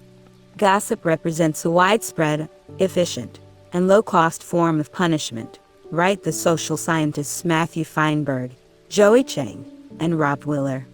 When reputational information suggests that someone has taker tendencies, we can withhold trust and avoid being exploited. Over time, as their reputation spread, takers end up cutting existing ties and burning bridges with potential new ties. When Lay's taking was revealed, many of his former supporters, including the Bush family, distanced themselves from him. As Wayne Baker, a University of Michigan sociologist and networking expert, explains, if we create networks with the sole intention of getting something, we won't succeed. We can't pursue the benefits of networks. The benefits ensue from investments in meaningful activities and relationships. Before we make the leap of investing in relationships, though, we need to be able to recognize takers in our everyday interactions. For many of us, a challenge of networking lies in trying to guess the motives or intentions of a new contact, especially since we've seen that takers can be quite adept at posing as givers when there's a potential return. Is the next person you meet interested in a genuine connection or merely seeking personal gains, and is there a good way to tell the difference? Luckily, research shows that takers leak clues. Well, more precisely, takers lack clues. In the animal kingdom, lecking refers to a ritual in which males show off their desirability as mates. When it's time to breed, they gather in a common place and take their established positions. They put on extravagant displays to impress and court female audiences. Some do mating dances. Some sing alluring songs. Some even do acrobatics. The most striking display of lecking occurs among male peacocks. Each mating season, the males assume their positions and begin parading their plumage. They strut. They spread their feathers. They spin around to flaunt their tails. In the CEO kingdom, takers do a dance that looks remarkably similar. In a landmark study, strategy professors Arijit Chatterjee and Donald Hambrick studied more than 100 CEOs in computer hardware and software companies. They analyzed each company's annual reports over more than a decade, looking for signs of lecking. What they found would forever change the face of leadership. It turns out that we could have anticipated the collapse of Enron as early as 1997, without ever meeting Kinley or looking at a single number. The warning signs of Enron's demise are visible in a single image, captured 4 years before the company unraveled. Take a look at the 2 pictures of CEOs below, reproduced from their company's annual reports. Both men started their lives in poverty, worked in the Nixon administration, founded their own companies, became rich CEOs, and donated substantial sums of money to charity. Can you tell from their faces or their clothes which one was a taker? The man on the left is John Huntsman Sr., a giver whom we'll meet in Chapter 6, from his company's 2006 annual report. The photo on the right depicts Kinley. Thousands of experts have analyzed Enron's financial statements, but they've missed an important fact. A picture really is worth 1,000 words. Had we looked more carefully at the Enron reports, we might have recognized the telltale signs of takers lecking at the helm. But these signs aren't where I expected to find them. They're not in the faces or attire of the CEOs. In their study of CEOs in the computer industry, Chatterjee and Hambrick had a hunch that takers would see themselves as the suns in their company's solar systems. They found several clues of takers lecking at the top. One signal appeared in CEO interviews. Since takers tend to be self-absorbed, they're more likely to use first-person singular pronouns like I, me, mine, my, and myself versus first-person plural pronouns like we, us, our, ours, and ourselves. In the computer industry, when talking about the company, on average, 21% of CEOs' first-person pronouns were in the singular. For the extreme takers, 39% of their first-person pronouns were in the singular. Of every 10 words that the taker CEOs uttered referencing themselves, 4 were about themselves alone and no one else. Another signal was compensation. The taker CEOs earned far more money than other senior executives in their companies. The takers saw themselves as superior, so they felt entitled to substantial pay discrepancies in their own favor. In the computer industry, a typical taker CEO took home more than triple the annual salary and bonus of anyone else in the company. By contrast, the average across the industry was for CEOs to earn just over 1.5 times the next highest paid. The taker CEOs also commanded stock options and other non-cash compensation of 7 times higher than the next highest paid, compared with the industry average of 2.5 times higher. But the most interesting clue was in the annual reports that the companies produced for shareholders each year. At the top of the next page are the pictures of Ken Lay and John Huntsman Sr. that I showed you before, but now they're in context. The photo on the left appeared in Huntsman's 2006 annual report. His image is tiny, taking up less than 10% of the page. The photo on the right appeared in Enron's 1997 annual report. The image of Lay takes up an entire page. From the chairman's special note to stockholders, it has now been 46 years since I first entered the plastics and petrochemical business. Clearly, it was during the early days of our industry. Throughout almost a half-century, it has been a great honor to be associated with many tallest and capable people. However, our board of directors and our management team in place today are the most professional and dedicated people I have ever known. Their combined interests are totally focused on enhancing stockholder value while maintaining quality and integrity with our associates and customers. The well-planned transformation that Huntsman Corporation has undergone recently with the divestiture of its butadiene and MTBE business, the sale of the European petrochemical business, and the announcement of an agreement to sell the U.S. both chemicals and polymers business, coupled with the acquisition of Cybus Textile Effects business, is truly remarkable. This transition completed a commitment made to stockholders nearly 1 year ago, 50% less debt than 2 years ago. This, together with a portfolio of truly global businesses and much less dependence on merger costs, will result in more stable growth in earnings and a substantially increased positive cash flow profile. This move better positions stockholders to receive a favorable return on their investment, together with expanding our base of potential investors. The strategic focus going forward is to enhance stockholder value through growth and innovation. The board was pleased to regretfully approve the company's first quarterly common stock cash dividend, return some value to the stockholders, and expand our base of investors. On behalf of our very experienced board and our talented management team, may I express our grateful appreciation to each stockholder. Upon the sale of the U.S.-based chemicals and John M. Huntsman Polymers business, Huntsman will emerge with over chairman and founder Win Chatterjee and Hambrick looked at the annual reports from the computer companies. They noticed dramatic differences in the prominence of the CEO's image. In some annual reports, the CEO wasn't pictured at all. In other reports, there was a full-page photo of the CEO alone. Guess which one is the taker? For the taker CEOs, it was all about me. A big photo is self-glorifying, sending a clear message.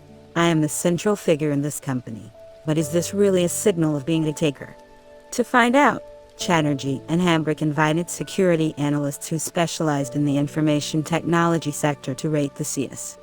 The analysts rated whether each CEO had an inflated sense of self that is reflected in feelings of superiority, entitlement, and a constant need for attention and admiration, enjoying being the center of attention, insisting upon being shown a great deal of respect, exhibitionism, and arrogance. The analysts' ratings correlated almost perfectly with the size of the CEO's photos. At Enron, in the prescient 1997 report, the spotlight was on Ken Lay. Of the first 9 pages, 2 were dominated by giant full-page images of Lay and then COO Jeff Skilling. The pattern continued in 1998 and 1999, with full-page photos of Lay and Skilling. By 2000, Lay and Skilling had moved up pages 4 and 5, albeit with smaller images. There were 4 different photos of each of them, like a film strip, only they were better fit for a cartoon. 3 of the photos of Lay were virtually identical, revealing the subtle, smug smile of an executive who knew he was special. A fairy tale ending was not in the cards for Lay, who died of a heart attack before sentencing. Just so far, we've looked at 2 different ways to recognize takers.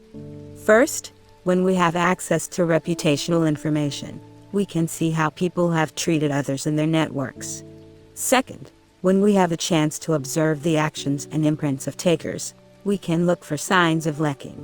Self-glorifying images, self-absorbed conversations, and sizable pay gaps can send accurate, reliable signals that someone is a taker. Thanks to some dramatic changes in the world since 2001, these signals are easier to spot today than ever before. Networks have become more transparent, providing us with new windows through which we can view other people's reputations and lekking. The Transparent Network. In 2002, just months after Enron fell apart, a computer scientist by the name of Jonathan Abrams founded Friendster, creating the world's first online social network. Friendster made it possible for people to post their profiles online and broadcast their connections to the world. In the following 2 years, entrepreneurs launched LinkedIn, MySpace, and Facebook. Strangers now had access to one another's relationships and reputations. By 2012, the world population reached 7 billion. At the same time, Facebook's active users approached 1 billion, meaning that more than 10% of the people in the world are connected on Facebook. Social networks have always existed, write psychologists Benjamin Crozier, Gregory Webster, and Haley Dillon. It is only recently that the internet has provided a venue for their electronic explosion. From mundane communication to meeting the love of one's life to inciting political revolutions, network ties are the conduits by which information and resources are spread. These online connections have simulated a defining feature of the old world. Before technological revolutions helped us communicate by phone and email, and travel by car and plane, people had relatively manageable numbers of social ties in tightly connected, transparent circles. Within these insulated networks, people could easily gather reputational information and observe lekking. As communication and transportation became easier, and the sheer size of the population grew, interactions became more dispersed and anonymous. Reputations and lekking became less visible. This is why Ken Lay was able to keep much of his taking hidden. As he moved from one position and organization to another, his contacts didn't always have easy access to one another, and the new people who entered his network didn't gain a great deal of information about his reputation. Inside Enron, his impromptu actions couldn't be documented on YouTube, broadcast on Twitter, easily indexed in a Google search, or posted anonymously on internal blogs or the company intranet. Now, it's much harder for takers to get away with being fakers, fooling people into thinking they're givers. On the internet, we can now track down reputational information about our contacts by accessing public databases and discovering shared connections. And we no longer need a company's annual report to catch a taker, because lekking in its many sizes and forms abounds in social network profiles. Tiny cues like words and photos can reveal profound clues about us, and research suggests that ordinary people can identify takers just by looking at their Facebook profiles. In one study, psychologists asked people to fill out a survey measuring whether they were takers. Then, the psychologists sent strangers to visit their Facebook pages. The strangers were able to detect the takers with astonishing accuracy. The takers posted information that was rated as more self-promoting, self-absorbed, and self-important. They featured quotes that were evaluated as boastful and arrogant. The takers also had significantly more Facebook friends, racking up superficial connections so they could advertise their accomplishments and stay in touch to get favors, and posted vainer, more flattering pictures of themselves. Howard Lee, the former head of South China at Groupon, is one of a growing number of people who use social media to catch takers. When Lee hired salespeople, many of the strong candidates were aggressive, making it difficult to distinguish the takers from the candidates who are simply gregarious and driven. Lee was enamored with one candidate who had an outstanding resume, aced his interview, and had glowing references. But the candidate could have been faking. Talking to someone for an hour only gives you a glimpse, the tip of the iceberg, Lee thought, and the references were self-selected. A taker could easily find some superiors to sing his praises. So Lee searched through his LinkedIn and Facebook networks and identified a mutual connection, who shared some disconcerting information about the candidate. He seemed to be a taker, and it carried a lot of weight. If he's been ruthless in one company, do I want to work with him? Lee feels that online social networks have revolutionized Groupon's hiring process. Nowadays, I don't need to call into a company to find out about someone's reputation. Everyone is incredibly connected. Once they make it past the technical rounds, I check their LinkedIn or Facebook. Sometimes we have mutual friends, or went to the same school, or the people on my team will have a link to them. Lee explains. You can understand someone's reputation at a peer level pretty quickly, when your relationships and reputations are visible to the world. It's harder to achieve sustainable success as a taker. In Silicon Valley, a quiet man who looks like a panda bear is taking transparent networks to the next level. His name is Adam Forrest Rifkin, and he has been called the giant panda of programming. He describes himself as a shy, introverted computer nerd who has two favorite languages: JavaScript, the computer programming language, and Klingon, the language spoken by the aliens on Star Trek. Rifkin is an anagrammaniac. He has spent countless hours rearranging the letters in his name to find the one that captures him best, generating candidates such as Offer Radiant Smirk and Feminist Radar Fork. Rifkin has 2 master's degrees in computer science, owns a patent, and has developed supercomputer applications for NASA and Internet systems for Microsoft. As the new millennium approached, Rifkin co-founded KnowNow, a software startup with Rohit Kara, helping companies manage information more efficiently and profitably. KnowNow achieved a decade of success after bringing in more than $50 million in venture funding.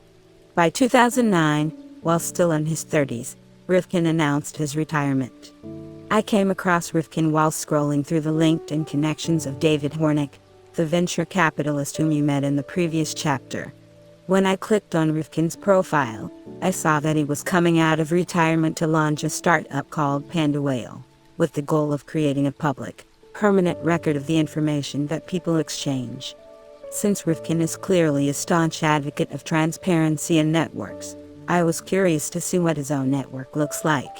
So I did what's only natural in a connected world. I went to Google and typed Adam Rifkin. As I scrolled through the search results, the 16th link caught my eye. It said that Adam Rifkin was Fortune's best networker. What goes around comes around. In 2011, Adam Rifkin had more LinkedIn connections to the 640 powerful people on Fortune's lists than any human being on the planet.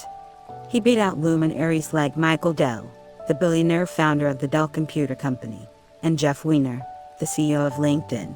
I was stunned that a shy, Star Trek-loving, anagram obsessing software geek managed to build a network that includes the founders of Facebook, Netscape, Napster, Twitter, Flickr, and Half.com. Adam Rifkin built his network by operating as a bona fide giver. My network developed little by little, in fact a little every day through small gestures and acts of kindness. Over the course of many years, Rifkin explains, with a desire to make better the lives of the people I'm connected to, since 1994. Rifkin has served as a leader and watchdog in a wide range of online communities, working diligently to strengthen relationships and help people resolve online conflicts. As the co-founder of Rinku, a startup with Joyce Park, Rifkin created applications that were used more than 500 million times by more than 36 million people on Facebook and MySpace. Despite their popularity, Rifkin wasn't satisfied. If you're going to get tens of millions of people using your software, you really should do something meaningful, something that changes the world, he says. Frankly, I would like to see more people helping other people. He decided to shut down Rinku and become a full-time giver, offering extensive guidance to start-ups and working to connect engineers and entrepreneurs with business people in larger companies. To this end, in 2005, Rifkin and Joyce Park founded 106 Miles, a professional network with the social mission of educating entrepreneurial engineers through dialogue. This network has brought together more than 5,000 entrepreneurs who meet twice every month to help one another learn and succeed. I get roped into giving free advice to other entrepreneurs, which is usually worth less than they pay for it, he muses. But helping others is my favorite thing to do. This approach has led to great things not just for Rifkin, but also for those he shepherded along the way. In 2001, Rifkin was a big fan of Blogger, an early blog publishing service. Blogger had run out of funding, so Rifkin offered a contract to Blogger's founder to do some work for his own first startup, KnowNow. We decided to hire him because we wanted to see bloggers survive, Rifkin says. We gave him a contract to build something for our company so we could use it as a demo and he could keep Blogger going. The money from the contract helped the founder keep Blogger afloat, and he went on to co-found a company called Twitter. There were several other people who also contracted with Evan Williams so he could keep his company going, Rifkin reflects. You never know where somebody's going to end up. It's not just about building your reputation. It really is about being there for other people, in the search for Fortune's best networker. When Rifkin popped up as the winner, the reporter on the story, Jessica Shambora, laughed out loud. Not surprisingly, I had already met him. Someone had referred me to him for a story I was researching on virtual goods and social networks. Shambora, who now works at Facebook, says that Rifkin is the consummate networker, and he didn't get that way by being some sort of climber. Or calculated. People go to Adam because they know his heart is in the right place. When he first moved up to Silicon Valley, Rifkin felt that giving was a natural way to come out of his shell. As a very shy, sheltered computer guy, the concept of the network was my North Star, he says. When you have nothing, what's the first thing you try to do? You try to make a connection and have a relationship that gives you an opportunity to do something for someone else. On Rifkin's LinkedIn page, his motto is I want to improve the world. And I want to smell good while doing it. As of September 2012, on LinkedIn, 49 people have written recommendations for Rifkin, and no attribute is mentioned more frequently than his giving. A matcher would write recommendations back for the same 49 people, and perhaps sprinkle in a few unsolicited recommendations for key contacts, in the hopes that they'll reciprocate. But Rifkin gives more than 5 times as much as he gets. On LinkedIn, he has written detailed recommendations for 265 different people. Adam is off the charts in how much he helps, says the entrepreneur Raymond Raff. He gives a lot more than he receives. It's part of his mantra to be helpful, Rifkin's networking style, which exemplifies how givers tend to approach networks, stands in stark contrast to the way that takers and matchers tend to build and extract value from their connections. The fact that Rifkin gives a lot more than he receives is a key point. Takers and matchers also give in the context of networks, but they tend to give strategically, with an expected personal return that exceeds or equals their contributions. When takers and matchers network, they tend to focus on who can help them in the near future, and this dictates what, where, and how they give. Their actions tend to exploit a common practice in nearly all societies around the world, in which people typically subscribe to a norm of reciprocity.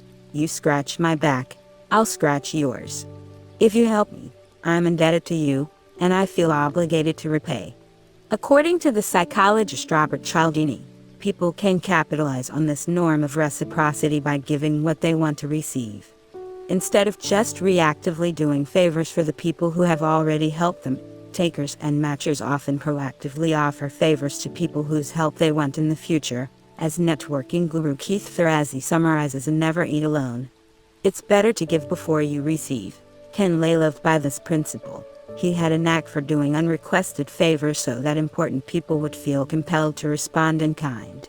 When he was kissing up, he went out of his way to rack up credits with powerful people who he could call in later.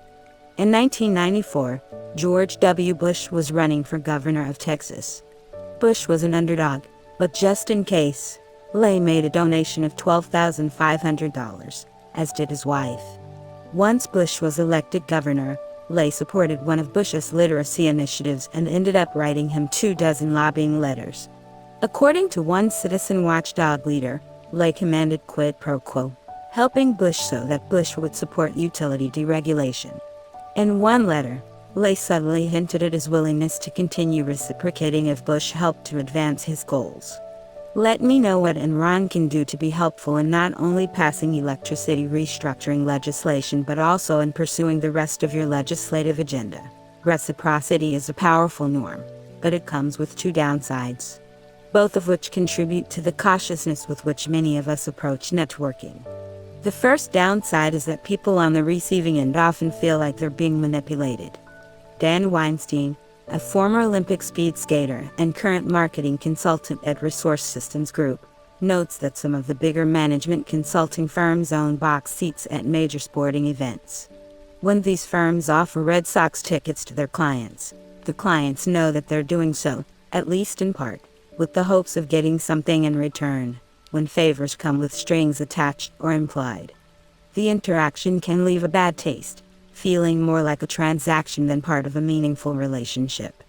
Do you really care about helping me, or are you just trying to create quid pro quo so that you can ask for a favor? Apparently, Ken Lay made such an impression on George W. Bush. When Bush was running for governor, he asked Lay to chair one of his finance campaigns.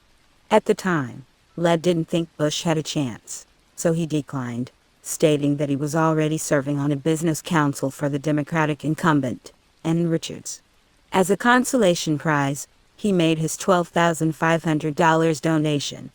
Then, toward the end of the campaign, when it looked like Bush had a good chance of winning, Lay quickly made another donation of $12,500. Even though Lay ended up donating more money to Bush than to Richards, his decision to give only when it was strategic left an indelible dent in the relationship. This decision relegated him forever to the periphery of George W. Bush's inner circle, wrote one journalist.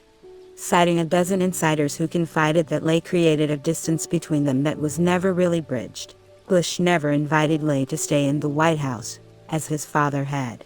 When the Enron scandal broke, Lay reached out to a number of political officials for help, but Bush wasn't one of them. The relationship wasn't strong enough. There's a second downside of reciprocity, and it's one to which matchers are especially vulnerable. Matchers tend to build smaller networks than either givers, who seek actively to help a wider range of people, or takers, who often find themselves expanding their networks to compensate for bridges burned in previous transactions. Many matchers operate based on the attitude of "I'll do something for you, if you'll do something for me," writes LinkedIn founder Reid Hoffman. So they limit themselves to deals in which their immediate benefit is at least as great as the benefits for others. If you insist on a quid pro quo every time you help others, you will have a much narrower network.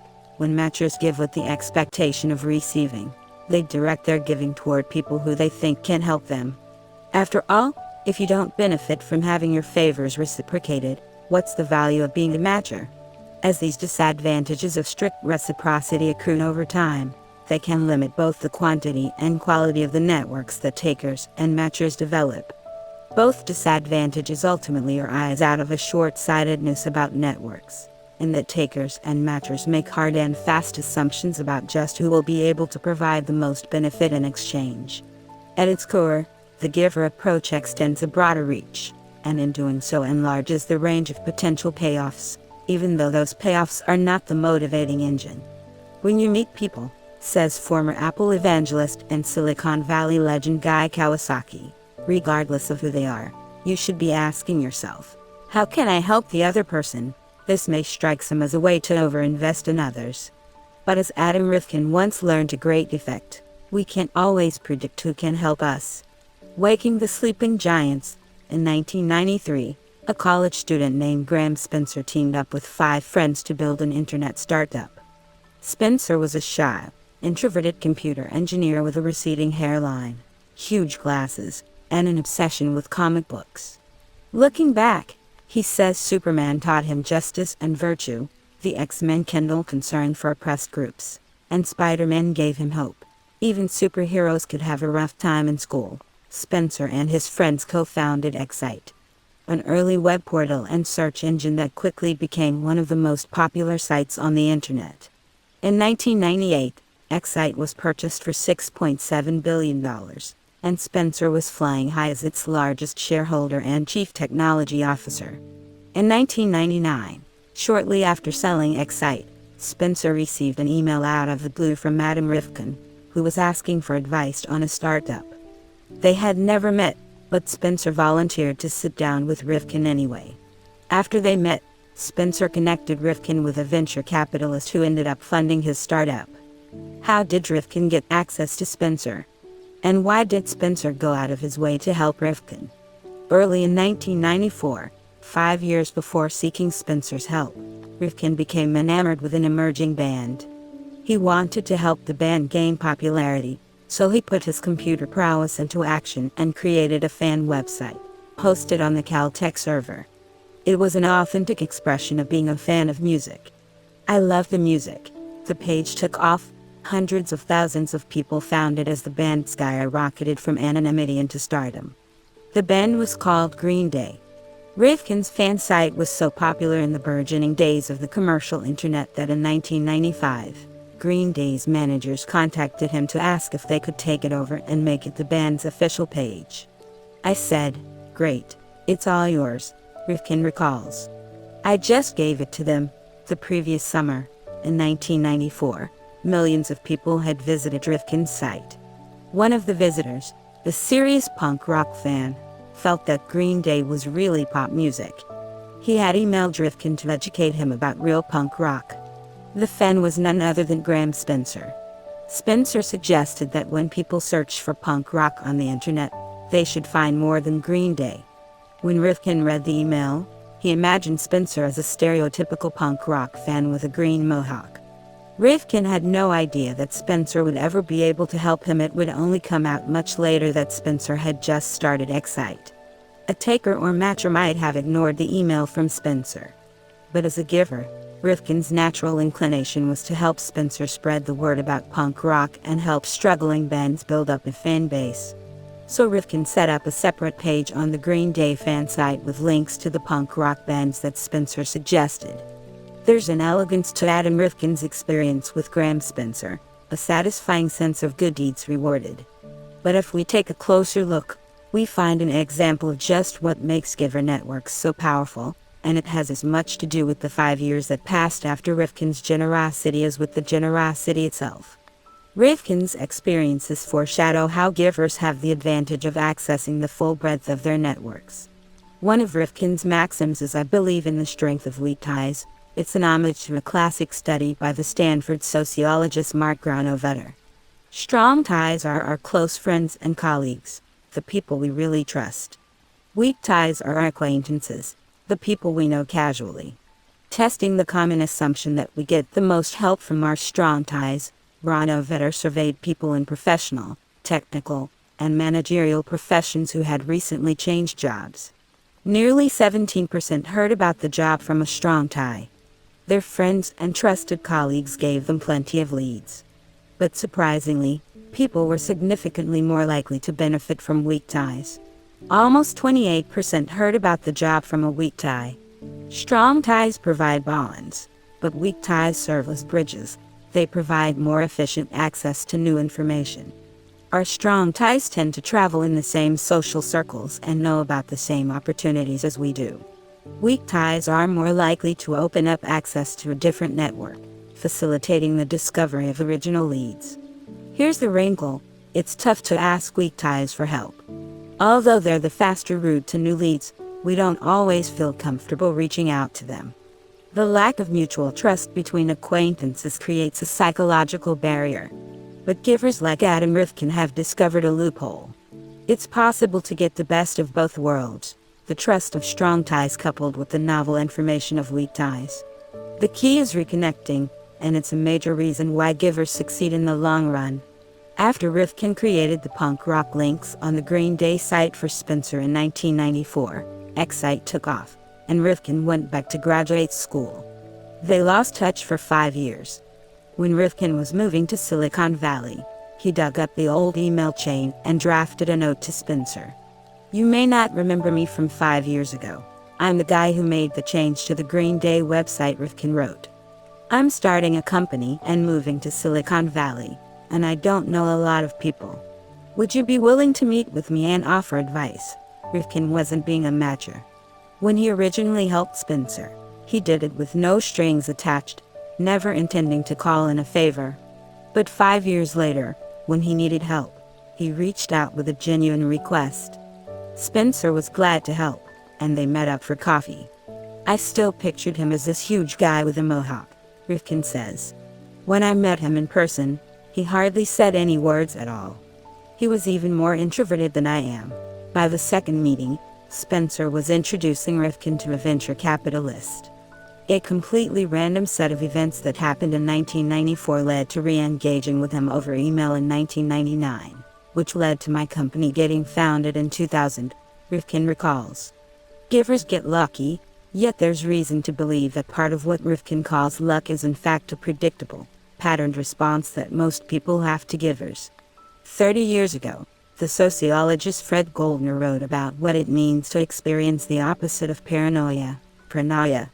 According to the distinguished psychologist Brian Little, paranoia is the delusional belief that other people are plotting your well-being, or saying nice things about you behind your back. If you're a giver, this belief may be a reality, not a delusion. What if other people are actually plotting the success of givers like Adam Rifkin? In 2005, when Rifkin was starting Rinku with Joyce Park, they didn't have any office space, so they were working out of Rifkin's kitchen. A colleague went out of his way to introduce Rifkin to Reid Hoffman, who had recently founded LinkedIn, which had fewer than 50 employees at the time. Hoffman met up with Rifkin and Park on a Sunday and offered them free desks at LinkedIn, putting Rifkin in the heart of Silicon Valley. In the summer of 2005, one of the companies right next to us was YouTube, and we got to meet them in their infancy before they really took off, Rifkin says. Rifkin's experience sheds new light on the old saying that what goes around comes around. These karmic moments can often be traced to the fact that matchers are on a mission to make them happen. Just as matchers will sacrifice their own interests to punish takers who act selfishly toward others, they'll go out of their way to reward givers who act generously toward others. When Adam Rifkin helped people in his network, the matchers felt it was only fair to plot his well-being. True to form, he used his newfound access at LinkedIn to plot the well-being of other people in his network, referring engineers for jobs at LinkedIn. On a Wednesday evening in May, I got to see the panda in his natural habitat. At a bar for a 106 Miles meeting in Redwood City, Rifkin walked in with a huge grin, wearing a San Francisco Giants jersey. He was immediately swarmed by a group of tech entrepreneurs, some smooth, others endearingly awkward. As dozens of entrepreneurs piled into the bar, Rifkin was able to tell me each of their stories, which was no small feat for someone who receives more than 800 emails in a typical day. His secret was deceptively simple. He asked thoughtful questions and listened with remarkable patience. Early in the evening, Rifkin asked one budding entrepreneur how his company was doing. The entrepreneur talked for 14 minutes without interruption. Although the monologue might have exhausted even the most curious of tech geeks, Rifkin never lost interest. "Where do you need help?" he asked, and the entrepreneur mentioned a need for a programmer specializing in an obscure computer language. Rifkin started scrolling through his mental Rolodex and recommended candidates to contact. Later in the evening, one of those candidates arrived in person, and Rifkin made the introduction. As the crowd grew, Rifkin still took the time to have a personal conversation with everyone there. When new members approached him, he typically spent 15 or 20 minutes getting to know them, asking what motivated them and how he could help them. Many of those people were complete strangers, but just as he had helped Graham Spencer 18 years earlier without thinking twice, he took it upon himself to find them jobs, connect them to potential co-founders, and offer advice for solving problems in their companies. Each time he gave, he created a new connection. But is it really possible to keep up with all of those contacts? Dormant ties, because he maintains such a large network. Adam Rifkin has a growing number of dormant ties, people he used to see often or know well, but with whom he has since fallen out of contact. According to management professors Daniel Levin, Jorge Walter, and Keith Murnyan, adults accumulate thousands of relationships over their lifetimes. But, prior to the internet, they actively maintain no more than 100 or 200 at any given time. For the past few years, these professors have been asking executives to do something that they dread: reactivate their dormant ties. When one executive learned of the assignment, I groaned. If there are dormant contacts, they are dormant for a reason, right? Why would I want to contact them? But the evidence tells a different story. In one study, Levin and colleagues asked more than 200 executives to reactivate ties that had been dormant for a minimum of 3 years. Each executive reached out to 2 former colleagues and sought advice on an ongoing work project. After receiving the advice, they rated its value, to what extent did it help them solve problems and gain useful referrals. They also rated the advice that they received from 2 current contacts on the same project.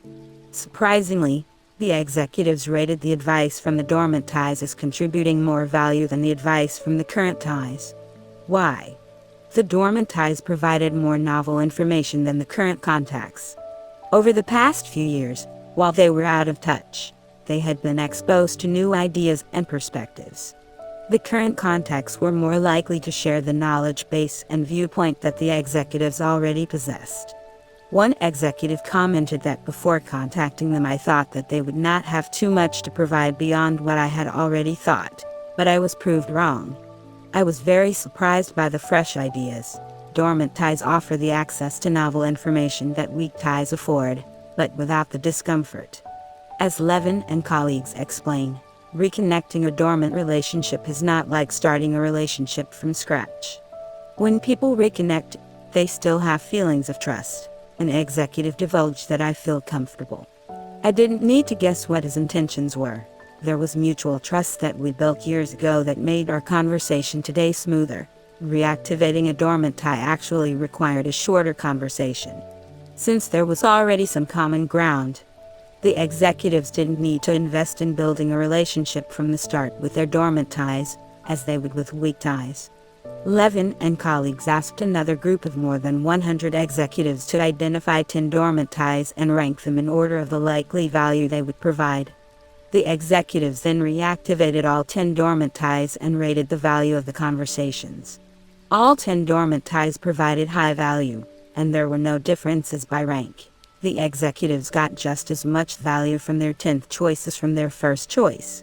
When we need new information, we may run out of weak ties quickly, but we have a large pool of dormant ties that prove to be helpful. And the older we get, the more dormant ties we have, and the more valuable they become. Levin and colleagues found that people in their 40s and 50s received more value from reactivating dormant ties than people in their 30s, who in turn benefited more than people in their 20s. The executive who groaned about reconnecting admitted that it has been eye-opening for me. It has shown me how much potential I have in my Rolodex. Dormant ties are the neglected value in our networks. And givers have a distinctive edge over takers and matchers in unlocking this value. For takers, reactivating dormant ties is a challenge. If the dormant ties are fellow takers, they'll be suspicious and self-protective, withholding novel information. If the dormant ties are matchers, they may be motivated to punish takers, as we saw in the ultimatum game.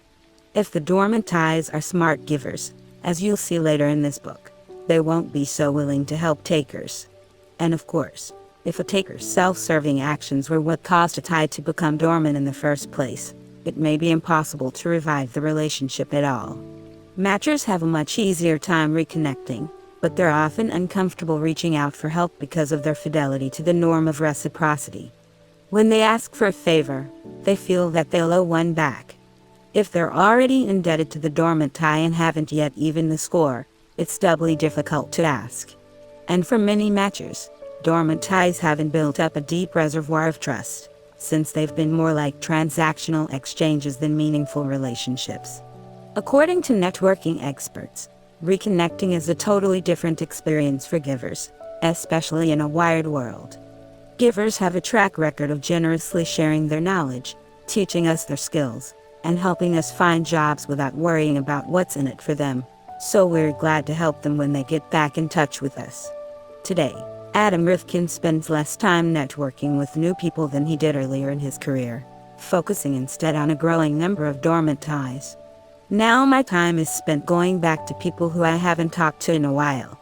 When he reactivates one of his many dormant ties, the contact is usually thrilled to hear from him. His generosity and kindness have earned their trust.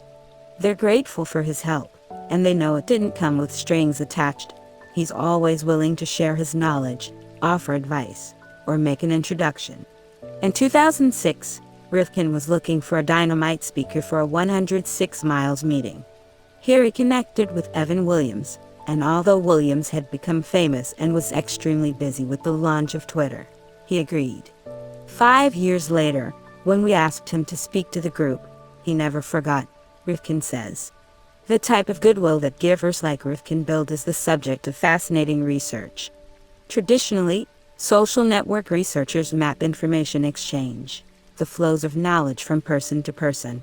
But when Wayne Baker collaborated with University of Virginia professor Rob Cross and IBM's Andrew Parker, he realized that it was also possible to track the flows of energy through networks. In a range of organizations, employees rated their interactions with one another on a scale from strongly de-energizing to strongly energizing. The researchers created an energy network map, which looked like a model of a galaxy. The takers were black holes. They sucked the energy from those around them. The givers were suns. They injected light around the organization. Givers created opportunities for their colleagues to contribute, rather than imposing their ideas and hogging credit for achievements. When they disagreed with suggestions, givers showed respect for the people who spoke up, rather than belittling them. If you mapped energy in Adam Rifkin's network, you'd find that he looks like the sun in many different solar systems. Several years ago at a holiday party, Rifkin met a struggling entrepreneur named Raymond Rath. They started chatting, and Rifkin gave him some feedback. 6 months later, Ralph was working on a new startup and reached out to Rifkin for advice. Rifkin replied the same day and set up a breakfast for the next morning, where he spent 2 hours giving more feedback to Ralph. A few months later, they crossed paths again. Ralph had gone 2 years without an income, and the plumbing at his house wasn't working, so he bought a gym membership just to shower there. He ran into Rifkin, who asked how the startup was going and offered some invaluable insights about how to reposition his company. Rifkin then proceeded to introduce Ralph to a venture capitalist, who ended up funding his company and becoming a board member. The two of them would have meetings about me, to discuss how they could help me, Ralph says. Ralph's company, Graph Science, has become one of the top Facebook analytics companies in the world, and he says it never would have happened without Rifkin's help. Rifkin has even managed to light up projects for a Hollywood writer-director. As you'll see in Chapter 8, they met because Rifkin shared his contact information openly on the internet. In a casual conversation, the Hollywood director mentioned that he had just finished production on a Showtime series and asked Rifkin for help. Although he is quite successful in his chosen field, I didn't put too much credence in his skill as a Hollywood publicist, says the director. Boy, was I wrong. Within 24 hours, Rifkin set up meetings and private screenings of the show with top-ranking executives at Twitter and YouTube. The Hollywood contact explains, "It's important to emphasize, Adam had absolutely no stake in my show's success. Sink or swim, he wouldn't benefit or suffer either way. But true to his genuine joy of giving, he went out of his way to introduce us to countless media opportunities. When the dust had settled, he was single-handedly responsible for positive and glowing articles in countless national media outlets as well as incredible social media publicity. In the end, his generosity was more far-reaching and far more effective than our show's highly paid Hollywood publicist. As a result, the show enjoyed the highest ratings ever received in its time slot in Showtime's history. Showtime, so impressed with our modest show's numbers, has already given the green light to another series. His generosity is responsible for the show being a hit and Showtime saying yes to my current series. For someone who gives off these vibes and inspires such goodwill, reconnecting is an energizing experience." Think back to the 265 people for whom Rifkin has written LinkedIn recommendations, or the hundreds of entrepreneurs he helps in 106 miles. It's not a stretch to imagine that every one of them will be enthusiastic about reconnecting with Rifkin and helping him out, if they happen to lose touch. But Adam Rifkin isn't after their help, at least not for himself. Rifkin's real aim is to change our fundamental ideas about how we build our networks and who should benefit from them. He believes that we should see networks as a vehicle for creating value for everyone, not just claiming it for ourselves. And he is convinced that this giver approach to networking can uproot the traditional norm of reciprocity in a manner that's highly productive for all involved.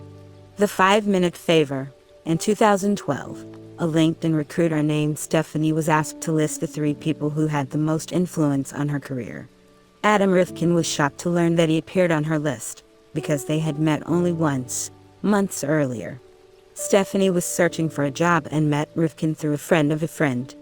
He gave her advice, primarily by text message, and helped her find job leads. She emailed him to express her gratitude and offered to reciprocate. "I know we only met in person once and we talk only occasionally, but you have helped me more than you know. I really would like to do something to help give back to you."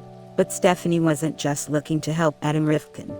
Instead, she volunteered to attend a 106 miles meeting of Silicon Valley entrepreneurs so she could help Rifkin help them. At the meeting, Stephanie would give entrepreneurs feedback on their ideas, offer to test their product prototypes, and facilitate connections with potential collaborators and investors. The same thing has happened with many other people whom Rifkin helps. Raymond Ralph often drops by 106 miles meetings to assist other entrepreneurs. So does an engineer named Bob, who met Rifkin in a bar in 2009. They struck up a conversation, and Rifkin learned that Bob was out of work, so he made some introductions that landed Bob a position. The company went out of business, and Rifkin made more connections that resulted in a job for Bob at a startup, which was acquired 6 months later by Google. Today, Bob is a successful Google engineer, and he's paying the help he received forward across the 106 miles network. This is a new spin on reciprocity. In traditional old-school reciprocity, people operated like matchers, trading value back and forth with one another. We helped the people who helped us, and we gave to the people from whom we wanted something in return. But today, givers like Adam Rifkin are able to spark a more powerful form of reciprocity. Instead of trading value, Rifkin aims to add value. His giving is governed by a simple rule, the 5-minute favor. You should be willing to do something that will take you 5 minutes or less for anybody. Rifkin doesn't think about what any of the people he helps will contribute back to him.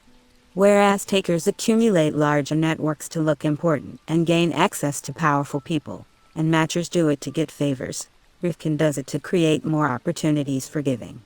In the words of Harvard political scientist Robert Putnam, "I'll do this for you without expecting anything specific back from you. In the confident expectation that someone else will do something for me down the road." When people feel grateful for Rifkin's help, like Stephanie, they're more likely to pay it forward.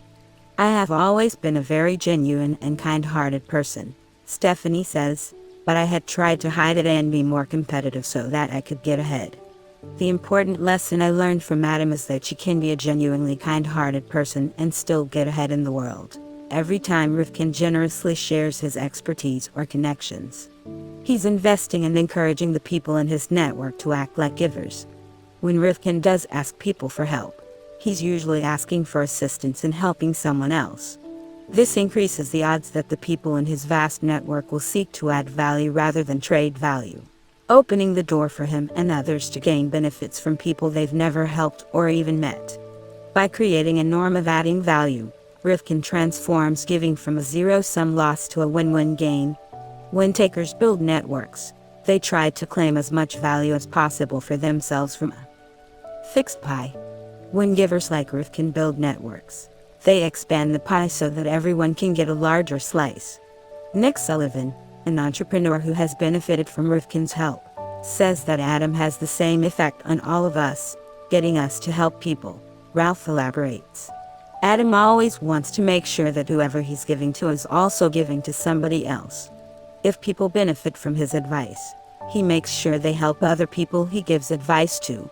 It's creating a network, and making sure that everybody in his network is helping each other, paying it forward. Cutting edge research shows how Rifkin motivates other people to give. Giving, especially when it's distinctive and consistent, establishes a pattern that shifts other people's reciprocity styles within a group. It turns out that giving can be contagious. In one study, contagion experts James Fowler and Nicholas Christakis found that giving spreads rapidly and widely across social networks. When one person made the choice to contribute to a group at a personal cost over a series of rounds, other group members were more likely to contribute in future rounds. even when interacting with people who weren't present for the original act.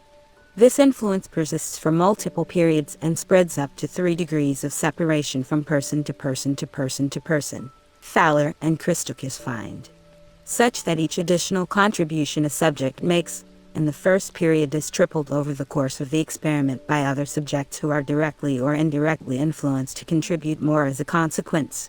When people walk into a new situation, they look to others for clues about appropriate behavior. When giving starts to occur, it becomes the norm, and people carry it forward in interactions with other people. To illustrate, imagine that you're assigned to a group of 4. The other 3 people are strangers, and you'll each make anonymous decisions, with no opportunity to communicate, during 6 rounds. In each round, each of you will receive $3 and decide whether to take it for yourselves or give it to the group. If you take it, you get the full $3. If you give it to the group, every group member gets $2, including you. At the end of each round, you'll find out what everyone decided. The group is better off if everyone gives. Each member would end up receiving $8 per round, for a maximum total over 6 rounds of $48. But if you give and no one else does, you only get $12. This creates an incentive to take, which will guarantee you $18. Since you can't communicate with one another, giving is a risky strategy. But in the actual study, 15% of the participants were consistent givers. They contributed to the group in all 6 rounds, making a personal sacrifice for the benefit of the group. And it wasn't as costly as you'd expect. Surprisingly, the consistent givers still ended up doing well. They walked away with an average of 26% more money than participants from groups without a single consistent giver. How could they give more and get more? When the groups included one consistent giver, the other members contributed more. The presence of a single giver was enough to establish a norm of giving. By giving, participants were able to make their group members better off and managed to get more in the process. Even though they earned 50% less from each contribution, because they inspired others to give, they made a larger total sum available to all participants. The givers raised the bar and expanded the pie for the whole group. In this experiment, the consistent givers were doing the equivalent of a 5-minute favor when they contributed their money every round. They were making small sacrifices to benefit each member of the group, and it inspired the group members to do the same. Through the 5-minute favor, Rifkin is expanding the pie for his whole network. In 106 miles, the norm is for all 5,000 entrepreneurs to help one another. Rifkin explains that you're not doing somebody a favor because you're getting something in return. The goal of the group is to instill the value of giving. You don't have to be transactional about it. You don't have to trade it. If you do something for somebody in the group, then when you need it, someone in the group will do something for you. 99 for takers and matchers. This type of relentless giving still seems a bit risky. Can givers like Adam Rifkin maintain their productivity, especially when there are no guarantees that their help will come back around to benefit them directly? To shed light on this question, Stanford professor Frank Flynn studied professional engineers at a large telecommunications firm in the Bay Area. He asked the engineers to rate themselves and one another on how much they gave and received help from one another, which allowed him to identify which engineers were givers, takers, and matchers. He also asked each engineer to rate the status of 10 other engineers. How much respect did they have? The takers had the lowest status. They burned bridges by constantly asking for favors but rarely reciprocating. Their colleagues saw them as selfish and punished them with a lack of respect. The givers had the highest status, outdoing the matchers and takers. The more generous they were, the more respect and prestige they earned from their colleagues. Through giving more than they got, givers signaled their unique skills, demonstrated their value, and displayed their good intentions. Despite being held in the highest esteem, the givers faced a problem. They paid a productivity price. For 3 months, Flynn measured the quantity and quality of work completed by each engineer. The givers were more productive than the takers. They worked harder and got more done. But the matchers had the highest productivity, beating out the givers. The time that the givers devoted to helping their colleagues apparently detracted from their ability to finish jobs, reports, and drawings. The matchers were more likely to call in favors and receive help, and it appeared to keep them on track. On the face of it, this seems like a stumbling block to the giver style of networking. If givers sacrifice their productivity by helping others, how can it be worth it? Yet Adam Rifkin has managed to be a giver and stay highly productive as the co-founder of several successful companies. How does he avoid the trade-off between giving and productivity? He gives more. In the study of engineers, the givers didn't always pay a productivity price. Flynn measured whether the engineers were givers, matchers, or takers by asking their colleagues to rate whether they gave more, the same, or less than they received. This meant that some engineers could score as givers even if they didn't help others very often, as long as they asked for less in return. When Flynn examined the data based on how often the engineers gave and received help, the givers only took a productivity dive when they gave infrequently. Of all engineers, the most productive were those who gave often and gave more than they received. These were the true givers, and they had the highest productivity and the highest status. They were revered by their peers. By giving often, engineers built up more trust and attracted more valuable help from across their work groups, not just from the people they helped. This is exactly what has happened to Adam Rifkin with his 5-minute favors. In the days before social media, Rifkin might have toiled in anonymity. Thanks to the connected world, his reputation as a giver has traveled faster than the speed of sound. It takes him no time to raise funding for his startups, Ralph says with a trace of astonishment. He has such a great reputation. People know he's a good guy. That's a dividend that gets paid because of who he is. Rifkin's experience illustrates how givers are able to develop and leverage extraordinarily rich networks.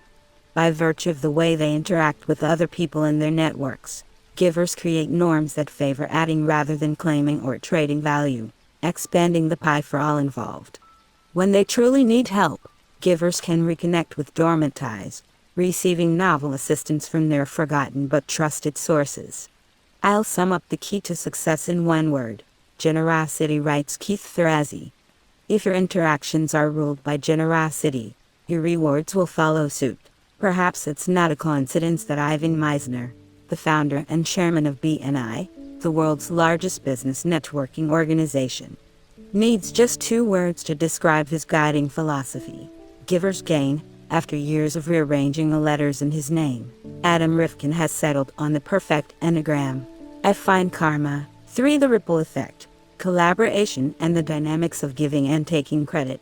It is well to remember that the entire universe, with one trifling exception, is composed of others. John Andrew Holmes, former U.S. Representative and Senator.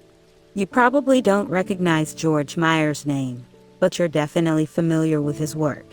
In fact, odds are that someone close to you is a big fan of his ideas, which have captivated an entire generation of people around the world. Although I didn't know it belonged to him until recently, I've admired his work since I was 9 years old. Meyer is a tall, angular man in his mid-50s who sports long, stringy hair and a goatee. If you ran into him on the street, you wouldn't be able to place his face, but you might have a hunch that he's a Grateful Dead fan. You'd be right. In the last 5 years of Jerry Garcia's life, Meyer attended at least 70 different Grateful Dead concerts. Meyer attended college at Harvard, where he was nearly suspended after he sold a refrigerator to a freshman and accepted payment, but never delivered it. He was almost suspended again when he used an electric guitar to shatter a window of a dorm room. A rare bright spot in his college career was being elected president of the Harvard Lampoon, the famous comedy magazine, but it was quickly tarnished by an attempted coup. According to journalist David Owen, Meyer's peers tried to overthrow him in a bitter and vituperative internal battle, because they thought he wasn't responsible enough. After graduating from college in 1978, Meyer moved back home and looked for ways to earn quick cash. He spent much of his time in college gambling on dog races at a greyhound track, so he thought he might be able to make a career out of it. He parked himself at a public library and began analyzing scientific strategies for beating the system. It didn't work. After 2 weeks, he ran out of money. 3 decades later, George Meyer is one of the most successful people in show business. He has been a major contributor to a movie that grossed more than $527 million. He has won 7 Emmy Awards and invented several words that have entered English dictionaries, one of which was uttered every day by my college roommate for 4 years. But he is most celebrated for his role in a television phenomenon that has changed the world. Insiders maintain that as much as any other person, he is responsible for the success of the show that Time magazine named the single best television series of the 20th century. In 1981, at the recommendation of 2 friends, Meyer sent a few writing samples to a new NBC show called Late Night with David Letterman. Everything in his submission, down to the last little detail, was so beautifully honed, Letterman gushed to Owen. I haven't run across anybody quite like that since. During the first season, Meyer invented what was to become one of Letterman's signature routines, using a steamroller to crush ordinary objects, like pieces of fruit. After 2 years with Letterman, Meyer left to work on the new show with Lorne Michaels and then joined Saturday Night Live, departing in 1987 to write a script for a Letterman movie that was ultimately shelved. When Meyer's 2 friends recommended him to Letterman, they called him the funniest man in America. This wasn't a statement to be taken lightly. The 2 went on to become an Emmy-winning pair of comedy writers on shows like Seinfeld, The Wonder Years, and Monk. And if you looked at what George Meyer has accomplished since he finished the Letterman movie script, you might be inclined to agree with them. George Meyer is the mastermind of much of the humor on The Simpsons, the longest-running sitcom and animated program in America. The Simpsons has won 27 Primetime Emmy Awards, 6 of which went to Meyer, and changed the face of animated comedy. Although Meyer didn't launch The Simpsons, it was created by Matt Groening and developed with James L. Brooks and Sam Simon. There is widespread consensus that Meyer was the most important force behind the show's success. Meyer was hired to write for The Simpsons before it premiered in 1989. And he was a major contributor for 16 seasons as a writer and executive producer. Meyer has so thoroughly shaped the program that by now the comedic sensibility of The Simpsons could be viewed as mostly his, writes Owen. According to humor writer Mike Sachs, Meyer is largely considered among the writing staff to be its behind-the-scenes genius among geniuses, the man responsible for the best lines and jokes, John Vitti. One of the original Simpsons writers who authored many of the early episodes and later served as a producer on The Office, elaborated that Meyer is the one in the room who writes more of the show than anyone else. His fingerprints are on nearly every script. He exerts as much influence on the show as anyone can without being one of the creators. How does a man like George Meyer become so successful in collaborative work? Reciprocity styles offer a powerful lens for explaining why some people flourish in teams while others fail. And multipliers, former Oracle executive Liz Wiseman distinguishes between geniuses and genius makers. Geniuses tend to be takers, to promote their own interests. They drain intelligence, energy, and capability from others. Genius makers tend to be givers. They use their intelligence to amplify the smarts and capabilities of other people, Wiseman writes, such that light bulbs go off over people's heads, ideas flow, and problems get solved. My goal in this chapter is to explore how these differences between givers and takers affect individual and group success. Collaboration and creative character. When we consider what it takes to attain George Meyer's level of comedic impact, there's little question that creativity is a big part of the equation. Carolyn Amine, a longtime Simpsons writer and producer, says that Meyer has a distinct way of looking at the world. It's completely unique. Executive producer and showrunner Mike Scully once commented that when he first joined The Simpsons, Meyer just blew me away. I had done a lot of sitcom work before, but George's stuff was so different and so original that for a while I wondered if I wasn't in over my head. To unlock the mystery of how people become highly creative, back in 1958. A Berkeley psychologist named Donald McKinnon launched a path-breaking study. He wanted to identify the unique characteristics of highly creative people in art, science, and business.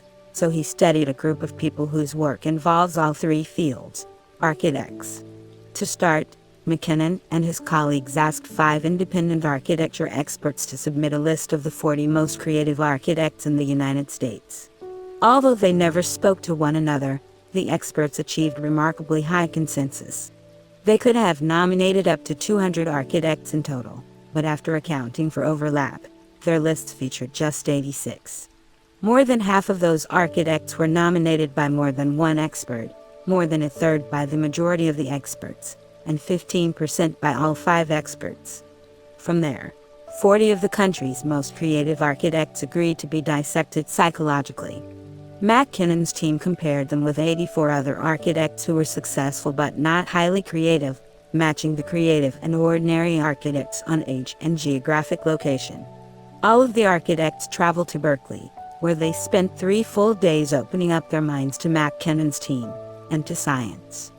They filled out a battery of personality questionnaires, experienced stressful social situations, took difficult problem-solving tests, and answered exhaustive interview questions about their entire life histories.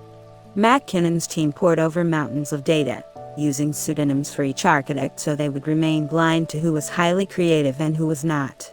One group of architects emerged as significantly more responsible, sincere, reliable, dependable, with more good character and sympathetic concern for others than the other.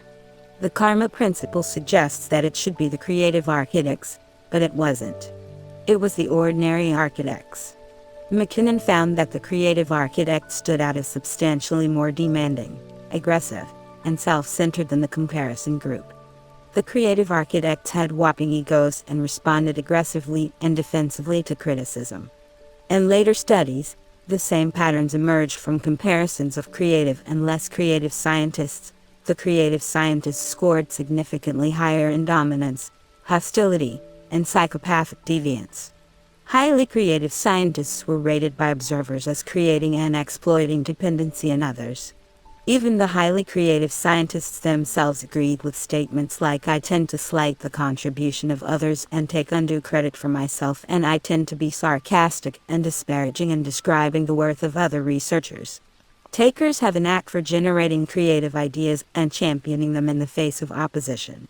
Because they have supreme confidence in their own opinions, they feel free of the shackles of social approval that constrict the imaginations of many people.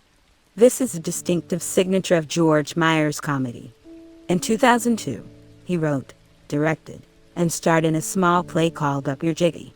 In his monologues, he called God a ridiculous superstition, invented by frightened cavemen, and referred to marriage as a stagnant cauldron of fermented resentments, scared and judgmental conformity, exaggerated concern for the children, and the secret dredging up of erotic images from past lovers in a desperate and heartbreaking attempt to make spousal sex even possible. The secret to creativity: be a taker.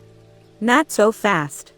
Meyer may harbor a cynical sense of humor, deep-seated suspicion about time-honored traditions, and a few past indiscretions, but in a Hollywood universe dominated by takers, he has spent much of his career in giver style. It started early in life. Growing up, he was an Eagle Scout and an altar boy. At Harvard, Meyer majored in biochemistry and was accepted to medical school, but decided not to attend. He was turned off by the hyper-competitive pre-med students he met in college, who would regularly sabotage each other's experiments. So lame, after being elected president of the Lampoon, when peers attempted to depose him.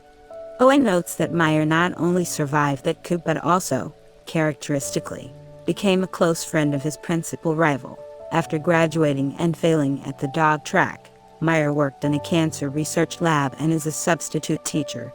When I asked Meyer what drew him to comedy, he said, "I love to make people laugh, entertain people, and try to make the world a little better." Meyer has used his comedic talent to promote social and environmental responsibility. In 1992, an early Simpsons episode that Meyer wrote, Mr. Lisa Goes to Washington, was nominated for an Environmental Media Award, granted to the best episodic comedy on television with a pro-environmental message. During his tenure, The Simpsons won 6 of these awards. In 1995, The Simpsons won a Genesis Award from the Humane Society for raising public awareness of animal issues. Meyer is a vegetarian who practices yoga, and in 2005 he co-wrote Earth to America, a TBS special that utilized comedy as a vehicle for raising awareness about global warming and related environmental issues. He has done extensive work for Conservation International, producing humorous PowerPoint lectures to promote biodiversity. In 2007, when scientists discovered a new species of moss frogs in Sri Lanka, they named it after Meyer's daughter, honoring his contributions to the global amphibian assessment to protect frogs. Even more impressive than Meyer's work on behalf of the planet is how he works with other people. His big break came when he was working on the Letterman movie script in 1988. To provide some variety in his workday, he wrote and self-published a humor magazine called Army Man. There were very few publications that were just trying to be funny, Meyer told humorist Eric Spitznagel. So I tried to make something that had no agenda other than to make you laugh. The first issue of Army Man was only 8 pages long. Meyer typed it himself, arranged it on his bed, and started making photocopies. Then he gave away his best comedy, sending copies to about 200 friends for free. Readers found Army Man hilarious and started passing it along to their friends. The magazine quickly attracted a cult following, and it made Rolling Stone magazine's hot list of the year's best in entertainment. Soon, Meyer's friends began sending him submissions to feature in future issues. By the second issue, there was enough demand for Meyer to circulate about 1,000 copies. He shut it down after the third issue, in part because he couldn't publish all of his friends' submissions but couldn't bear to turn them down. The first issue of Army Man debuted when The Simpsons was getting off the ground, and it made its way into the hands of executive producer Sam Simon, who was just about to recruit a writing team. Simon hired Meyer and a few of the other contributors to Army Man, and they went on to make The Simpsons a hit together. In the writer's room, George Meyer established himself as a giver.